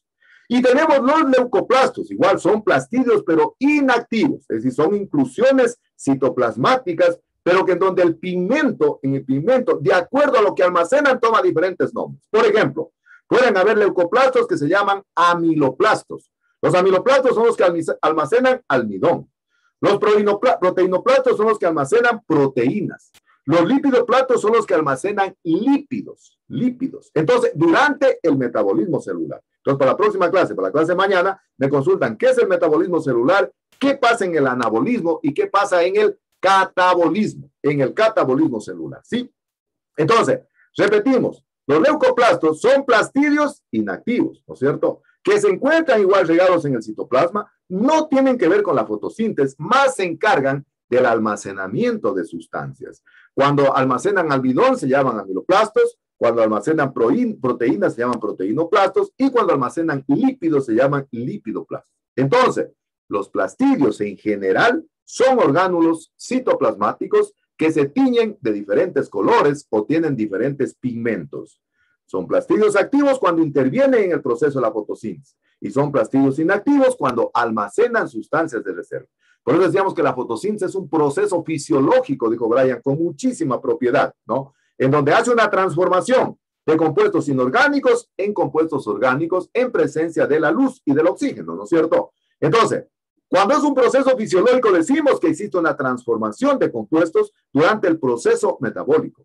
Es la razón por la cual entonces muchos almidones, muchos lípidos, muchas proteínas se almacenan en los órganos de reserva, en la papa, en el camote, en la yuca, etcétera, etcétera. ¿Sí? Pregunta, a ver, para la próxima clase, ¿puede haber degeneración de los plastidios? Es decir, anotarán mensajes para la próxima clase las preguntas. ¿Puede haber degeneración de plastidios? Es decir, ¿los plastidios activos pueden convertirse en plastidios inactivos? Esa sería la pregunta. ¿Los plastidios activos pueden convertirse en plastidios inactivos? Un ejemplo. Y entonces eso vamos a conversar en la siguiente clase. ¿Me anotó, Zaida? ¿Zaida? Entonces, ¿puede haber degeneración de plastidios? Es decir, los plastidios inactivos se pueden convertir en plastidios activos, se pueden convertir en inactivos. Pongo un ejemplo. Y finalmente tenemos la última diferencia entre células vegetales y animales, que son las vacuolas. Las vacuolas. Las vacuolas igual son organoides citoplasmáticos, son orgánulos citoplasmáticos. Están regadas en el citoplasma, están regadas en un sistema vacuolar. Es decir, vienen a ser entonces inclusiones citoplasmáticas que son característicos de los organismos o de las células vegetales, a excepción de algunas algas verde azuladas, que realmente en donde no se encuentran vacuolas. ¿Qué función tienen las vacuolas? Fíjense, son orgánulos tan importantes, ¿verdad? Las vacuolas, que son prácticamente donde se almacenan los productos de secreción durante el metabolismo celular. Pero no solo de secreción, también de excreción, fíjense. En la vacuola es donde se almacenan productos que incluso sirven para poderlos aprovechar industrialmente. Van a ver ustedes que ahí se forman los azúcares, se forman las aguas, sales minerales, proteínas, etcétera, etcétera. Hay algunas plantas, por ejemplo, que se utilizan para aprovechar sola de ellas productos que se almacenan en la vacuola, la caña de azúcar, sacarosa, ¿no? ¿Qué sé yo? Ustedes han escuchado el caucho, ¿no? El caucho, ¿no? O qué sé yo, el pino cuando lo resinan y le sacan el látex, se almacenan en la vacuola. Es decir, la vacuola forma parte del almacén, forma parte donde se almacena prácticamente todos los compuestos orgánicos que se producen durante el metabolismo celular, tanto en el catabolismo como en el anabolismo. Entonces, eso nos van a consultar para mañana para poder conversar un poquito de lo que son las vacuolas. ¿Cómo están distribuidas las vacuolas? Realmente en las células jóvenes, las vacuolas están distribuidas, qué sé yo, a lo largo del citoplasma. Es decir, existe una gran cantidad de vacuolas. Las vacuolas son pequeñitas, son pequeñas vesículas que están distribuidas entonces en el citoplasma, que se encuentran realmente regadas por el citoplasma. Pero a medida que la célula va creciendo, a medida que la célula va engrosando, a medida que la célula se va volviendo mucho más madura, mucho más vieja, generalmente las vacuolas comienzan a confluir unas con otras. Es decir, se comienzan a unificar las vacuolas y forman una gran vacuola que incluso puede desplazar el citoplasma hacia la periferia, que se llama la pared celular o del núcleo, ¿no? Porque realmente la vacuola puede llegar a ocupar hasta las 3/4 partes del citoplasma. Es la razón por la cual les decía que hay muchas plantas que se cultivan para aprovechar de ellas única y exclusivamente elementos de la vacuola. Es decir, elementos que se almacenan en la vacuola. Y dentro de ellos está, qué sé yo, la caña de azúcar, el caucho, están las resinas, los colorantes, ¿no? Es decir, una gran cantidad de sustancias que propiamente se almacenan en la vacuola y que juegan un papel fundamental dentro de las células vegetales. Entonces, vamos a enumerar cuáles han sido las partes que diferencian la célula vegetal de la célula animal. Tenemos la pared celular, tenemos los plastidios y tenemos las vacuolas. No me digan los cloroplastos, por favor. Los plastidios. porque decíamos los plastidios son característicos de las células vegetales y de acuerdo al tipo de pigmento que utilizan pueden ser plastidios activos e inactivos. Los activos están directamente relacionados con el proceso fotosintético en función del pigmento que tienen. Y en cambio, los plastidios inactivos están directamente relacionados con el almacenamiento de sustancias de reserva. Y decíamos que podrían ser amiloplastos, se almacenan almidón, lipidoplastos, se almacenan lípidos, proteinoplastas, se almacenan proteínas. Y en el caso, en cambio, de los plastidios activos, decíamos que, qué sé yo, se pueden encontrar en las algas rhodophysias, y esas son las algas rojas, y que el pigmento que enmascara a la clorofila se llama ficoeritrina. Y podemos encontrar también en las algas feofisias o algas pardas, en donde el pigmento que enmascara a la clorofila se llama fucosantina. Pero que tenemos los más abundantes, que son los cloroplastos, en donde el pigmento se llama clorofila, que tiene un color verde, y es el que más domina en la naturaleza. Y por eso decía, quiero que para mañana, para poder conversar, iniciar la clase, a mí siempre me gusta la clase empezar matizándola, conversando, en primer lugar del tema que vamos a seguir conversando, y quiero que me digan si los plastidios activos pueden degenerarse, es decir, pueden transformarse en plastidios inactivos. ¿Cómo? Me ponen un ejemplo para el día de mañana. Y a su vez, entonces, investigamos y analizamos qué pasa en el metabolismo celular, porque la vacuola juega un papel fundamental tanto en el proceso de secreción como de excreción. Secreción quiere decir que las sustancias se almacenan en el interior del citoplasma. Entonces, anoten el secreción, las sustancias se almacenan en el interior del citoplasma. Y excreción, las sustancias son eliminadas a través de los poros, que son los estomas, a la parte externa del vegetal. Excreción. Entonces, elementos que son eliminados al exterior a través de los poros, como por ejemplo los estomas, que se eliminan fuera, entonces, en este caso, del protoplasma. Y fíjense, esos elementos de excreción a veces son los que dan esos olores característicos. Esos olores, qué sé yo, de las flores de violeta, por ejemplo. Son sustancias que se forman durante el metabolismo celular, pero que son de excreción. Y la vacuola juega un papel fundamental en el proceso metabólico. Entonces, eso quiero que consulten. No tienen que anotar en ningún lado, solo tienen que saberlo ustedes para poder conversar el día de mañana. Entonces, a medida que la célula va envejeciendo, va incrementándose, confluyendo las vacuolas y pueden conformar entonces hasta las 3/4 partes del citoplasma celular. Entonces, miren qué importancia que ha tenido la citología celular, la citología vegetal, la biología celular, en definitiva en su conjunto, en el aparecimiento de esta nueva técnica alternativa de propagación de las plantas, que es a través de cultivo de tejidos vegetales. Es decir, así como puedo propagar yo de manera sexual, de manera asexual, en un vivero, en una platabanda, tengo yo ahí en el terreno abierto, también existe una técnica alternativa para poder entonces propagar las plantas por cultivo de tejidos vegetales. Finalmente, entonces, ¿qué reflexión tengo yo? Fíjense, todo realmente lo que hoy estamos aprovechando de las células es en base al descubrimiento que hicieron Matthias Sleiden y Theodore Swan en el año 1838 a 1839. Ellos en definitiva no lo dijeron de manera directa, de manera tácita, quedó subyaciendo en el ambiente la teoría totipotente. Es decir, que la célula está en la capacidad regenerativa de formar un individuo completo. Es decir, que desde el punto de vista celular, desde el punto de vista teórico, una célula solita es autónoma, porque está en la capacidad de poder regenerar un individuo completo. Y eso ha aprovechado el cultivo de tejidos vegetales. Por eso se dice que el cultivo de tejidos vegetales no es nada más que un cultivo o un método de propagación alternativo, ¿no? Que permite realmente la propagación de las plantas, pero en condiciones controladas, en condiciones in vitro, es decir, en el interior de un vidrio. Y lógicamente, todo el progreso que va teniendo la propagación in vitro se ha ido nutriendo de los diferentes avances que se han ido dando a lo largo de la historia de la humanidad en lo que tiene que ver con la biología celular.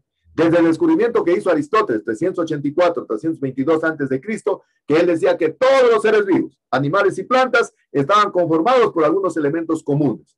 Lógicamente se refería a características macroscópicas, hasta que llegamos, qué sé yo, cuando Haberland, en el año 1902, entonces comienza a hacer el primer cultivo de tejidos vegetales. Entonces, fíjense, el descubrimiento de Matthias Sleiden y Theodore Swan en su momento no fue tan importante, no tuvo tanta trascendencia como lo tiene ahora. Es decir, este método alternativo de las plantas a través del cultivo de tejidos in vitro se lo hace a través de la totipotencia celular. Es decir, aprovechando la totipotencia de las células. Y en función de ello, entonces vamos a analizar los contenidos que vamos a desarrollar a lo largo de la asignatura de biotecnología forestal. A ver, para que no estoy para el glosario, biotecnología es la aplicación práctica de la biología. Biotecnología, aplicación práctica de la biología. Muy bien. ¿Alguna pregunta, alguna duda que tal vez haya quedado? ¿Alguna cosa que tal vez podamos aclarar? ¿Está claro? Nos viene para mañana, entonces para mañana averiguamos qué es metabolismo, catabolismo, anabolismo y si los plastidios pueden transformarse de unos a otros. Es decir, puede un plastidio activo convertirse en un plastidio inactivo. ¿Alguna pregunta? ¿Alguna duda, alguna inquietud que haya quedado para poderla aclarar? ¿Preguntas? ¿Está claro? ¿Quedó claro?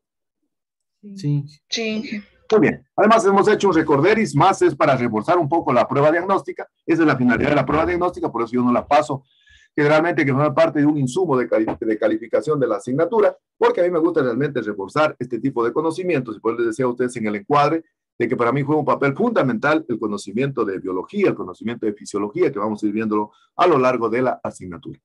Estoy muy satisfecho con los rendimientos que hubieron en la prueba diagnóstica y en función de ello he preparado un quiz que les voy a mandar a la dirección electrónica ahorita. Todos por favor van a poner esta dirección que les voy a poner ahí, les voy a enviar al chat, por favor.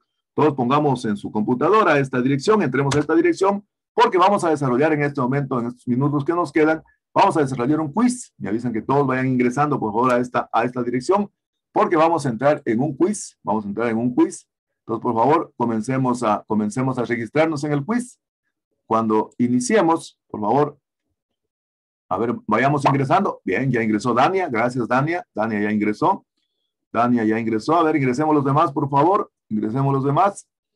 Por favor, para empezar, ya inició Anderson, Brian, ya inició también Josué. Rapidito los demás ingresemos.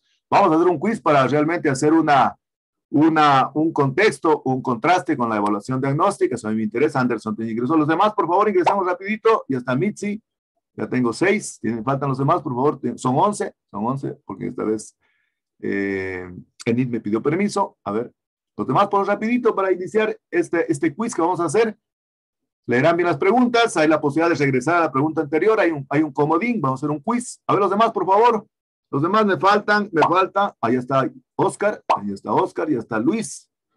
Luis ya están, tenemos 2, 4, 6, 8, tenemos 9, faltan 2, rapidito para iniciar el juego. Esto se llama aprender jugando, A mí siempre me gusta que mis estudiantes, como les dije en el encuadre, como les dije en el sílabo, se empoderen el conocimiento y busco diferentes alternativas para que el estudiante se empodere el conocimiento. Vamos a hacer un quiz, ahorita me faltan 2, a ver, rapidito los 2 que faltan.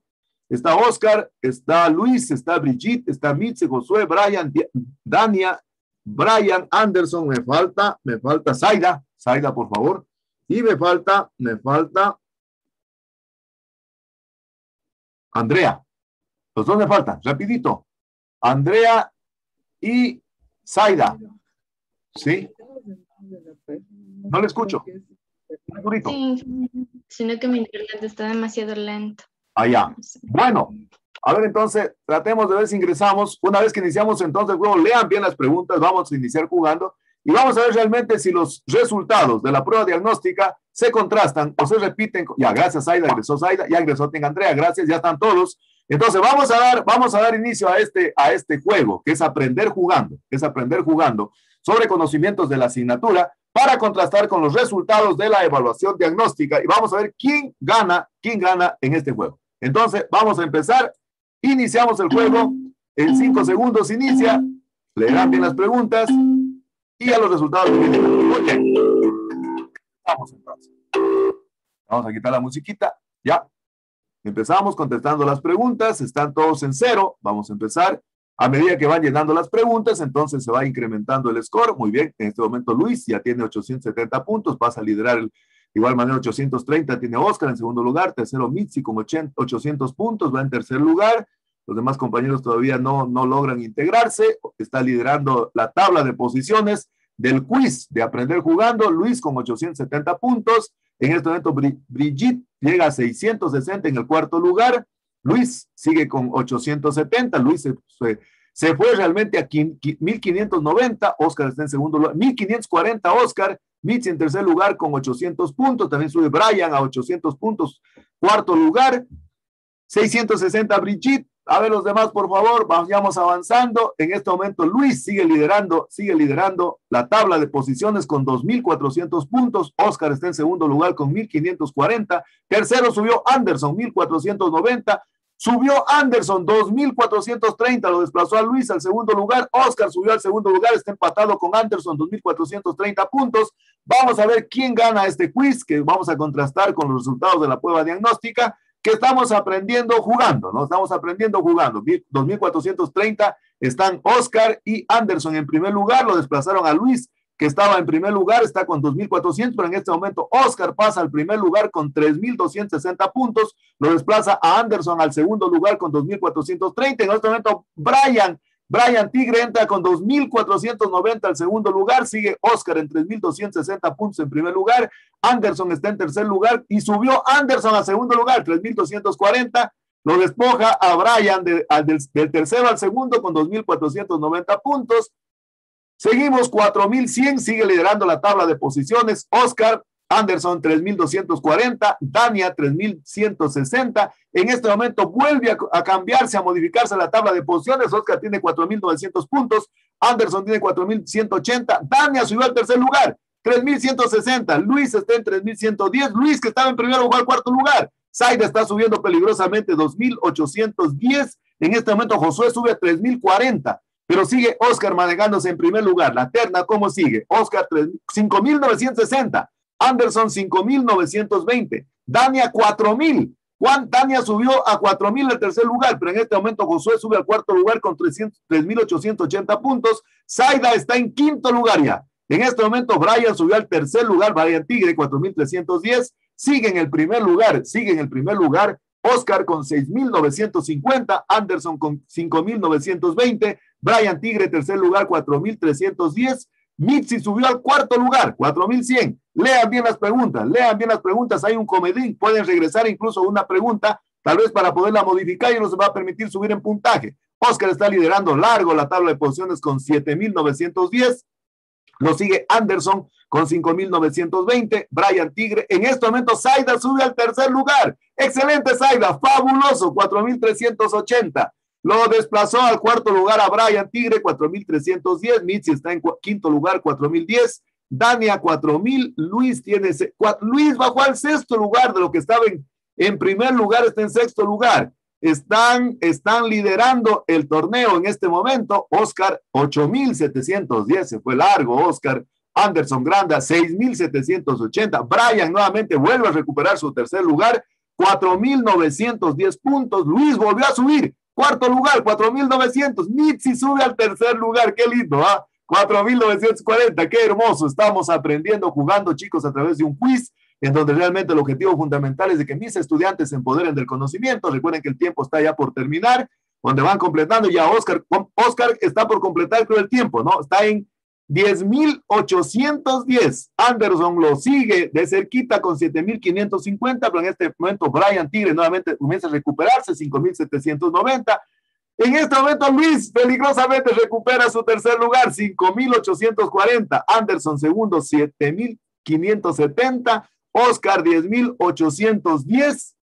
Vamos a ver, en este momento Zaida sube al tercer lugar, 6.200 puntos. Muy bien, Zaida. 11.710, Oscar. Anderson, 7.570. Zaida, 6.200. No afloje el primer lugar, Oscar. Excelente. 11.710.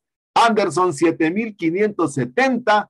En este momento, nuevamente, Luis vuelve a recuperar su tercer lugar, 6.600 puntos. Hay premio para el primero, segundo y tercero, para el podio, primero, segundo y tercero. En este momento, Oscar sigue con 11.710, Anderson 8.320, segundo lugar. Josué, en este momento, peligrosamente subió al tercer lugar, 7.030. Mitzi está avasallando, está arrebatando el cuarto lugar con 6.670. Luis tiene 6.600, bajó. En este momento, Brian Tigre nuevamente recupera el cuarto lugar, 6.700. El podio, ¿cómo está? Primer lugar, Oscar. En este momento, Dania está peleadísimo el tercer lugar. Daniel subió al tercero, pero bajó nuevamente al quinto. Josué sigue en 7.810. El podio, ¿cómo estaría? Estaría, primer lugar, Oscar, 11.710. Segundo lugar, Anderson, 11.030. Está cerquita Anderson. Está cerquita. Dania subió al tercer lugar. Qué bonito. 8.040 puntos, Dania. Josué, 7.810. En este momento, Oscar subió 12.630. Anderson no se mueve, está en 11.030. Dania, 9.000 puntos. Josué en este momento bajó al quinto lugar y Luis sube al cuarto lugar con 8.180. En este momento, Brian Tigre vuelve a recuperar el cuarto lugar, 8.460. Hay premio para el podio. Primero, segundo y tercero. No sé si a Oscar creo que ya se le terminó el tiempo, 12.630. Oscar me confirma, ya terminó el tiempo, ya le queda Guito. Anderson Granda terminó el tiempo, 11.030. Anderson. Tercer lugar, Brian Tigre está recuperando 9.380. Oscar, 12.630. Terminó Oscar su tiempo, todavía tiene. Oscar. Aún tengo. Aún tiene, sí, todavía tiene. Sí, le veo que tiene un tiempito todavía. 12.600. La prueba está por terminar. Dígame que me olvidé. El comodín que es el rodoplasta, no me acuerdo. Bueno, ahí sí lo disculpan. Justamente eso es aprender haciendo, ¿no? Oscar sigue manejándose en primer lugar, 12.630, pero Anderson sigue en 11. Anderson ya terminó, ¿no? Anderson ya terminó el tiempo, ¿no? Anderson. Sí, se acabó el tiempo. Ya se acabó el tiempo para Anderson, 11.030. Tercer lugar, Damia, 10.690. Vamos a ver cómo queda el podium.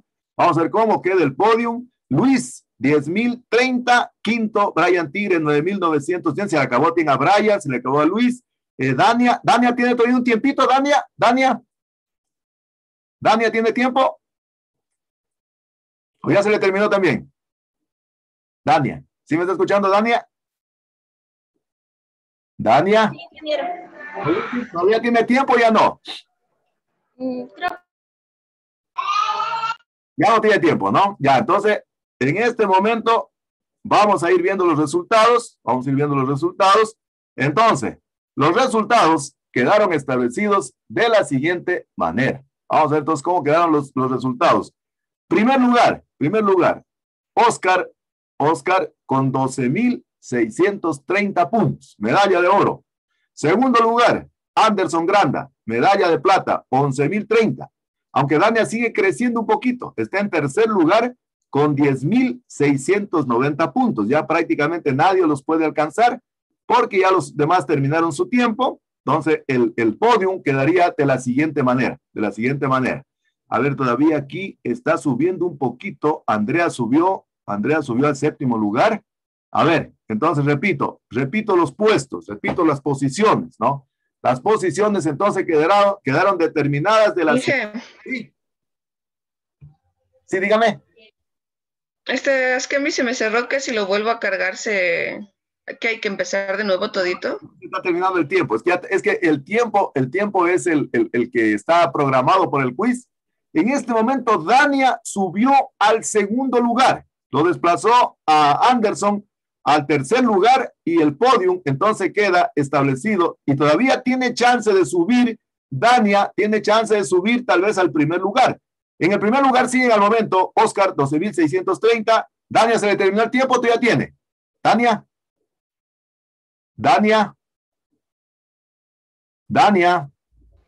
Todavía tengo, ingeniero. Todavía tiene un tiempito. Faltan unos poquísimos segundos, creo faltan pocos segundos para terminar. En este momento, Oscar sigue en primer lugar con 12.630. Dania terminó también ya, 12.460. Andrea subió al tercer lugar, 11.150 y lo desplazó a Anderson, que estaba todo el tiempo en el tercer lugar, lo desplazó al cuarto lugar, 11.030. Entonces, los puestos quedan establecidos de la siguiente manera. Vamos a ir terminando, ya está terminando el quiz, está terminando el tiempo. No, quedaron establecidos de la siguiente manera. El podio, primer lugar, Oscar Cofre con 12.630 puntos, medalla de oro. Segundo puesto para Dania Jiménez, medalla de plata con 12.460. Y tercer lugar, Andrea Coronel con 11.150 puntos, medalla de bronce. Después tenemos en el cuarto lugar está Anderson Granda, en el quinto quedó Zaida, Luis que se mantenía en primer lugar, Bajó al sexto puesto, Brian Tigre estuvo en un gran momento en tercer puesto, Mitzi al octavo, noveno está Josué, décimo Brian y último está entonces Brigitte, ¿no? Entonces vamos a dar a conocer ahorita, vamos a mostrar entonces los resultados, cómo quedaron establecidos. Entonces los resultados están establecidos de la siguiente manera. Entonces está en primer lugar, entonces en el podio, en primer lugar, medalla de oro para Oscar Cofre con 13.230 puntos. Segundo lugar, para Dania Jiménez con 12.460 puntos, medalla de plata. Tercer lugar, para Andrea Coronel, 11.150, medalla de bronce. Y tenemos premios para el cuarto puesto, Anderson Granda, 11.030, y Zaira Ramón, 10.340. Muchísimas gracias. Entonces, hemos aprendido entonces jugando, de esta manera entonces los resultados que hemos tenido planteados en este momento, ¿no? Muy bien. Ahora sí quisiera recibir los comentarios de ustedes. ¿Qué tal les pareció el juego? ¿Qué tal les pareció realmente aprender? Ahora sí quiero que se pronuncien todos, por favor, antes de terminar la clase. A ver, quiero preguntarle a Oscar, que fue el que ganó. Segundo lugar, Dania. Tercer lugar, Andrea. Entonces quiero escuchar qué tal estrategia plantearon. Miren, dicen que en la vida todo el mundo debe tener una estrategia. Entonces, quiero escuchar a Oscar. Oscar, ¿qué tal le pareció, Oscar? A ver, Oscar.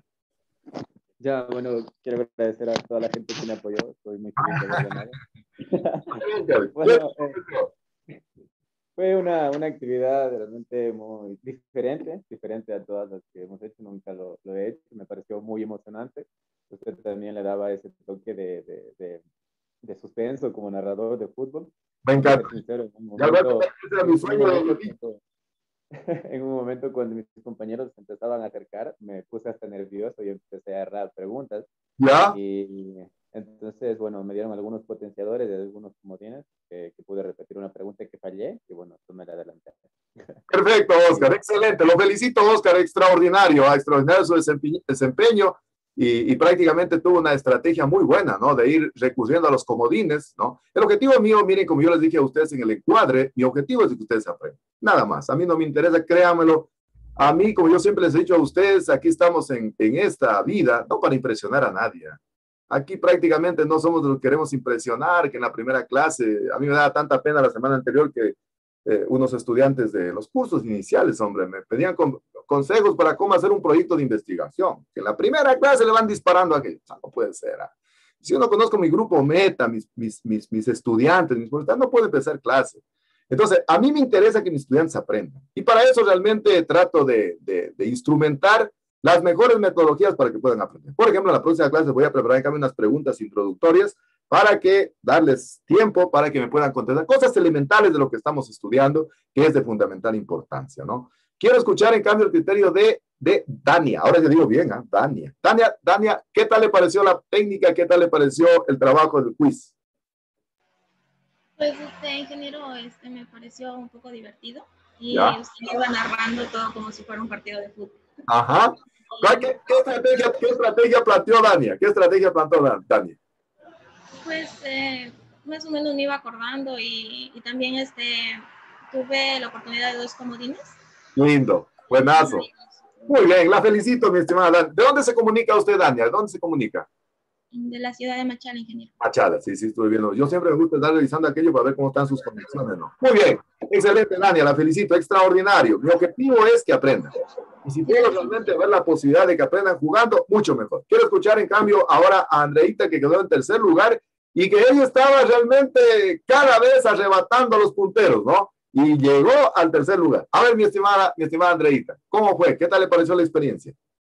Una experiencia muy agradable y sobre todo nueva, ya que no habíamos hecho este tipo de cosas y también me pareció muy complementario como para ya cerrar los conocimientos de esta clase.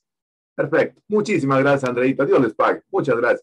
A ver, quiero escuchar el criterio de Anderson. Anderson, ¿qué pasó, Anderson? Anderson venía liderando la prueba, estuvo en segundo lugar por mucho tiempo, pero me gustaría escucharte su criterio, Anderson. A ver, ¿qué tal le pareció la experiencia de trabajar en un quiz, aprender jugando con los contenidos de la asignatura de biotecnología forestal? La verdad fue divertido, ya que estudiar a este modo, a modo virtual, es un poquito cansado, la mente se cansa mucho, entonces con este juego que usted nos puso hoy se aprendió bastante y tuvimos la oportunidad de distraernos muchísimo también. Creo que es una actividad que todos los docentes deberían implementar en sus clases o la mayoría. Gracias, mi estimado Anderson. Anderson, ¿qué pasó? ¿Por qué cayó del tercero, del segundo, creo que cayó al cuarto o al quinto? ¿Qué pasó, Anderson? Es que al principio se me fue el internet y después ya fui errando unas preguntas. Ya. Entonces ya se me acabó el tiempo y ya los chicos tuvieron más tiempo y siguieron escalando. Muy bien, muchísimas gracias, mi estimado Anderson, por sus impresiones. Zaida, ¿qué tal le pareció la experiencia, Zaida?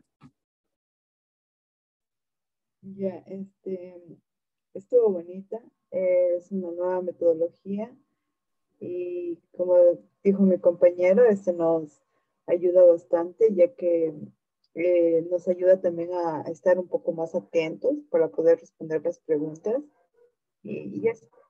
Muchísimas gracias, mi estimada Zaida. Yo les quedo infinitamente agradecido. Como les dije, créanme lo que a mí lo único que me mueve es que ustedes aprendan. Eso es lo único que me mueve. Que aprendan realmente para la formación profesional y que tengan la posibilidad de transmitirles valores para que se formen como buenas personas, como buenos seres humanos. Eso para mí, créanme lo que eso es lo que más me mueve a mí. Es lo que más me mueve a mí. Y lógicamente, pues, como decía Oscar, hice una narración, y yo les cuento que cuando yo era niño, yo quería ser narrador de fútbol, ¿verdad? Me encanta, me apasiona aquello.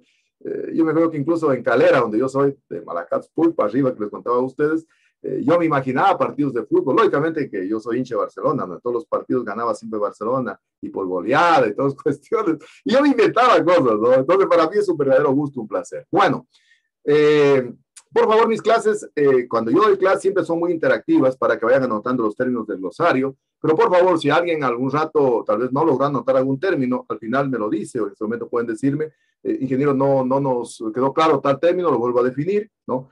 Por eso siempre en mi clase tienen que estar muy atentos. Si yo no soy del que solo hablo yo, no, que en cada momento va a salir un término, entonces no sé si en este momento tal vez tienen algún término que pues, definitivamente no les quedó muy claro para volverlo a repetir con el mayor de los gustos. Con el mayor, ustedes pueden interrumpirme en cualquier momento. Yo estoy aquí realmente al servicio de ustedes y como les dije en el último día del encuadre, desde este día, ¿se acuerdan que les dije? Me hago responsable de la formación académica de ustedes. Así que el resultado académico de ustedes va a ser el éxito mío y el éxito de ustedes, ¿no? Yo no busco de que salgan con notas mínimas, creo que tengan la máxima nota, porque eso me va a permitir realmente demostrar que la metodología que utilizamos fue perfecta, fue adecuada. Entonces, no sé, con toda confianza, por si alguien tiene tal vez alguna pregunta que no quedó claro, para poderla repetir con el mayor de los gustos, por favor. Tal vez, a ver, ¿alguna pregunta tal vez? ¿Quedó claro todo? Dije, yo quisiera saber el significado de ficoeritrina. Es que no... Ficoeritrina. Entonces, la ficoeritrina es un pigmento que enmascara a las rodopicias o algas rojas. Es el pigmento en este caso de clorofila, que enmascara, entonces, en las algas rojas. Entonces, ¿qué decíamos que era la ficoeritrina? Decíamos que la ficoeritrina, en definitiva, pongamos un ejemplo así para que me puedan entender. Las algas rojas o algas rodopicias tienen clorofila, pero el pigmento que la tapa la clorofila, que normalmente es de color verde, el pigmento se llama ficoeritrina. Por eso decía que incluso la ficoeritrina enmascara, cubre, tapa, la camufla la clorofila, y por eso las vemos a las algas como rojas, o los croton como rojas. Pero para que no nos confundamos, porque siempre nosotros nos metieron en el subconsciente de que son las plantas que tienen coloración verde, tienen clorofila. Mentira, falso, ¿no? Las algas rodopicias también tienen clorofila, pero el pigmento que enmascara la clorofila en las algas rodopicias se llama ficoeritrina. ¿Estamos de acuerdo, Josué? ¿Quedó claro? Josué. Sí, muchas gracias. ¿Algún otro término, por favor? Recuerden, ¿cuántos términos tienen ya, por ejemplo? ¿Cuántos términos tienen ya? Más de 35. En cualquier momentito, en cualquier clase, ya les reviso el glosario. Como dije, salen todos, va ingresando uno por uno, me demoro 3 minutos con cada uno. El que sabe, sabe. Entonces, el que sabe pone un vistito, el que no sabe una X, y el que está así entre más o menos un visto y una X, ¿sí? Entonces, cualquier momento ya tomo el glosario. ¿Algún otro término que no quedó claro? ¿Algún otro término que no quedó claro? ¿Están claros todos? ¿Cuál es la idea del glosario? La idea del glosario es que ustedes lo sepan, no solo anotarlos. ¿Para qué? Para que en cualquier momento que yo les toma, ustedes ganan puntos, pero lo más importante, que están preparados ya para el examen. Ahí me decía un estudiante en el ciclo anterior, que hay que estudiar para el examen, y en ese glosario están todos los términos. Esa es una metodología de aprender haciendo, de aprender jugando. Son metodologías realmente que yo las articulo en base a este pedagogo que hay, Paulo Freire de Brasil, en donde realmente él dice que al estudiante hay que tratar de involucrarlo en el proceso de enseñanza-aprendizaje. Y a mí me interesa realmente que mis estudiantes se involucren en el proceso de enseñanza-aprendizaje. Se haga fácil el contenido. Dicen que hay dos tipos de personas. Las personas que son del pensamiento fácil y de la palabra difícil. No se entiende nada de lo que dicen. O los otros, del pensamiento difícil y de la palabra fácil. Quiero realmente que los contenidos sean fáciles, que puedan entender, que puedan comprender. Así que en cualquier momento, por favor, en cualquier momento que tengan alguna duda, que tengan alguna inquietud, por favor me la dicen y la podemos resolver. La otra cuestión, el día de mañana necesito que tengan el documentito guía, porque el día de mañana vamos a analizar ya dos temas que los vamos a exponer en la siguiente clase. Y yo les había comentado de que a mí me gusta que mis clases sean muy interactivas. Y por eso realmente le he pedido a Zaida que me ayudara como mi asistente de cátedra. Ella está anotando todas las preguntas. Ella va a llevar desde el día lunes próximo, que ya van a exponer el ranking. ¿En qué consiste el ranking? ¿Verdad? Les voy a explicar un poquito más a detalle lo que dije en el encuadre. El ranking es como, más o menos, compararlo análogamente a un saltador de salto alto. Y vamos a empezar saltando 1.50. 1.50 va a ser, digamos, la calificación con la que vamos a arrancar. ¿Cuál va a ser el objetivo? Que lleguemos a saltar 2 metros. Entonces, cada exposición que haya, ¿no? Zaida va a llevar una curva, ya le indiqué, ya le pasé los gráficos, va a llevar una curva. Un grupo 1, por decir algo. Toditos vamos a partir de 1.50. Todos parten de 1.50. Hacen la exposición el próximo lunes del tema que voy a dar el día de mañana, ¿no? Y entonces saltan por 1.60, 1.70. Y así van incrementando a medida que van mejorando la presentación y la exposición, ¿verdad? Es decir, ¿qué nomás contempla el ranking? La calidad de la exposición, que tenga las normas que había señalado cómo hacer PowerPoint. Y la segunda, la calidad de la exposición. Utilizar las láminas, la versatilidad que tengan en la exposición, eso es fundamental. Y en función de ello, entonces, Zaida va a llevar ese control. Y a su vez ella va a llevar el control de las preguntas para en la próxima clase, si tenemos tiempito, las revisamos rapidito, para de esa manera amenizar la clase, de esta manera que no entremos fríos, ¿no? A mí siempre me gusta empezar realmente haciendo mi clase un poquito con una imagen introductoria, como dijimos en el encuadre, para que el estudiante se vaya un poquito adentrando al conocimiento que vamos a estudiar. Y para eso, pues, Zaida viene colaborando, de la cual estoy muy agradecido a ella por toda la ayuda que me ha brindado, y de igual quiero aprovechar en este espacio, antes de retirarnos de la clase. A mí en mi casa siempre me enseñaron que la gratitud es el sentimiento más noble que puede realmente tener los seres humanos. Y quiero agradecerle en este momento a Mitzi, que es nuestra presidenta del curso, que durante toda la semana habrán estado molestando. Ustedes ya se van a sus casitas, todo eso, pero ella sigue trabajando. Me ha ayudado con las actas, me ha ayudado con la acta de encuadre, con la del sílabo. Muchísimas gracias, mi estimada Mitzi. Yo le quedo infinitamente agradecido porque créanmelo, yo considero que el profesor no es solito el proceso de enseñanza-aprendizaje. Los estudiantes son la clave fundamental, son la piedra angular, son la columna vertebral en el proceso de enseñanza-aprendizaje. Para mí, mis estudiantes son lo más importante y por eso los respeto y los considero en altísimo grado. Y si no fuera por la colaboración que me brindan ustedes, no fuera posible hacer el proceso de enseñanza-aprendizaje. Por eso soy muy agradecido de Mitzi por la colaboración que me viene brindando. La voy a seguir molestando. Igual a Zaida, que la he molestado siempre. Muchísimas gracias a todos, ¿no? No se olviden, por favor, no sé si se revisaron el acta de encuadre, pues háganlo todos. ¿Hicieron todos la revisión del acta de encuadre? ¿Todos? Sí, por favor, si a alguien todavía le falta, me parece que todavía se cerraba o ya se cierra, creo que el día de hoy.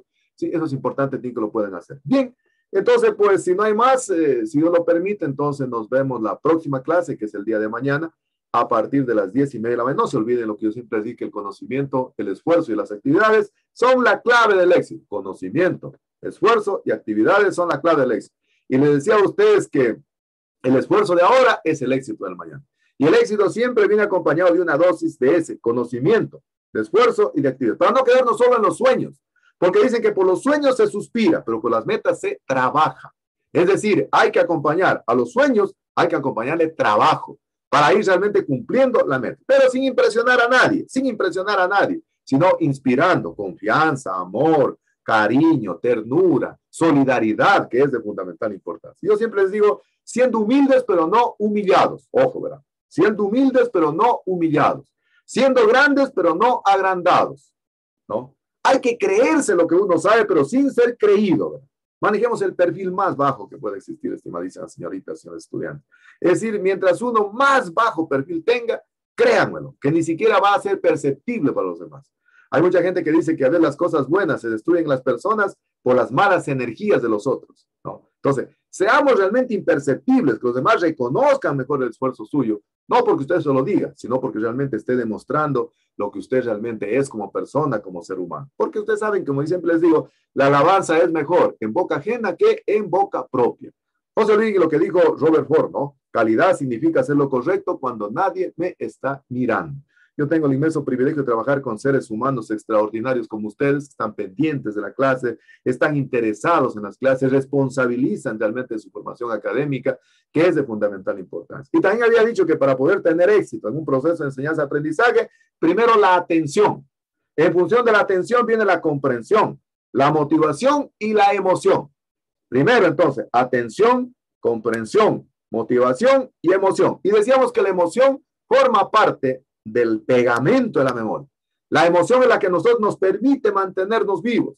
Uno puede tener motivación, qué sé yo, la emoción la puede percibir por los órganos de los sentidos, observando, escuchando, qué sé yo, oliendo. Yo decía, por ejemplo, qué sé yo, decía esta profesora que estuve en ese seminario de la Universidad de Ávila de España, decía, por ejemplo, qué sé yo, a los 40 años alguien, qué sé yo, huele un perfume, ¿no? Dice, qué bestia, ese perfume fue el que tuvo mi primer novio, mi primera novia.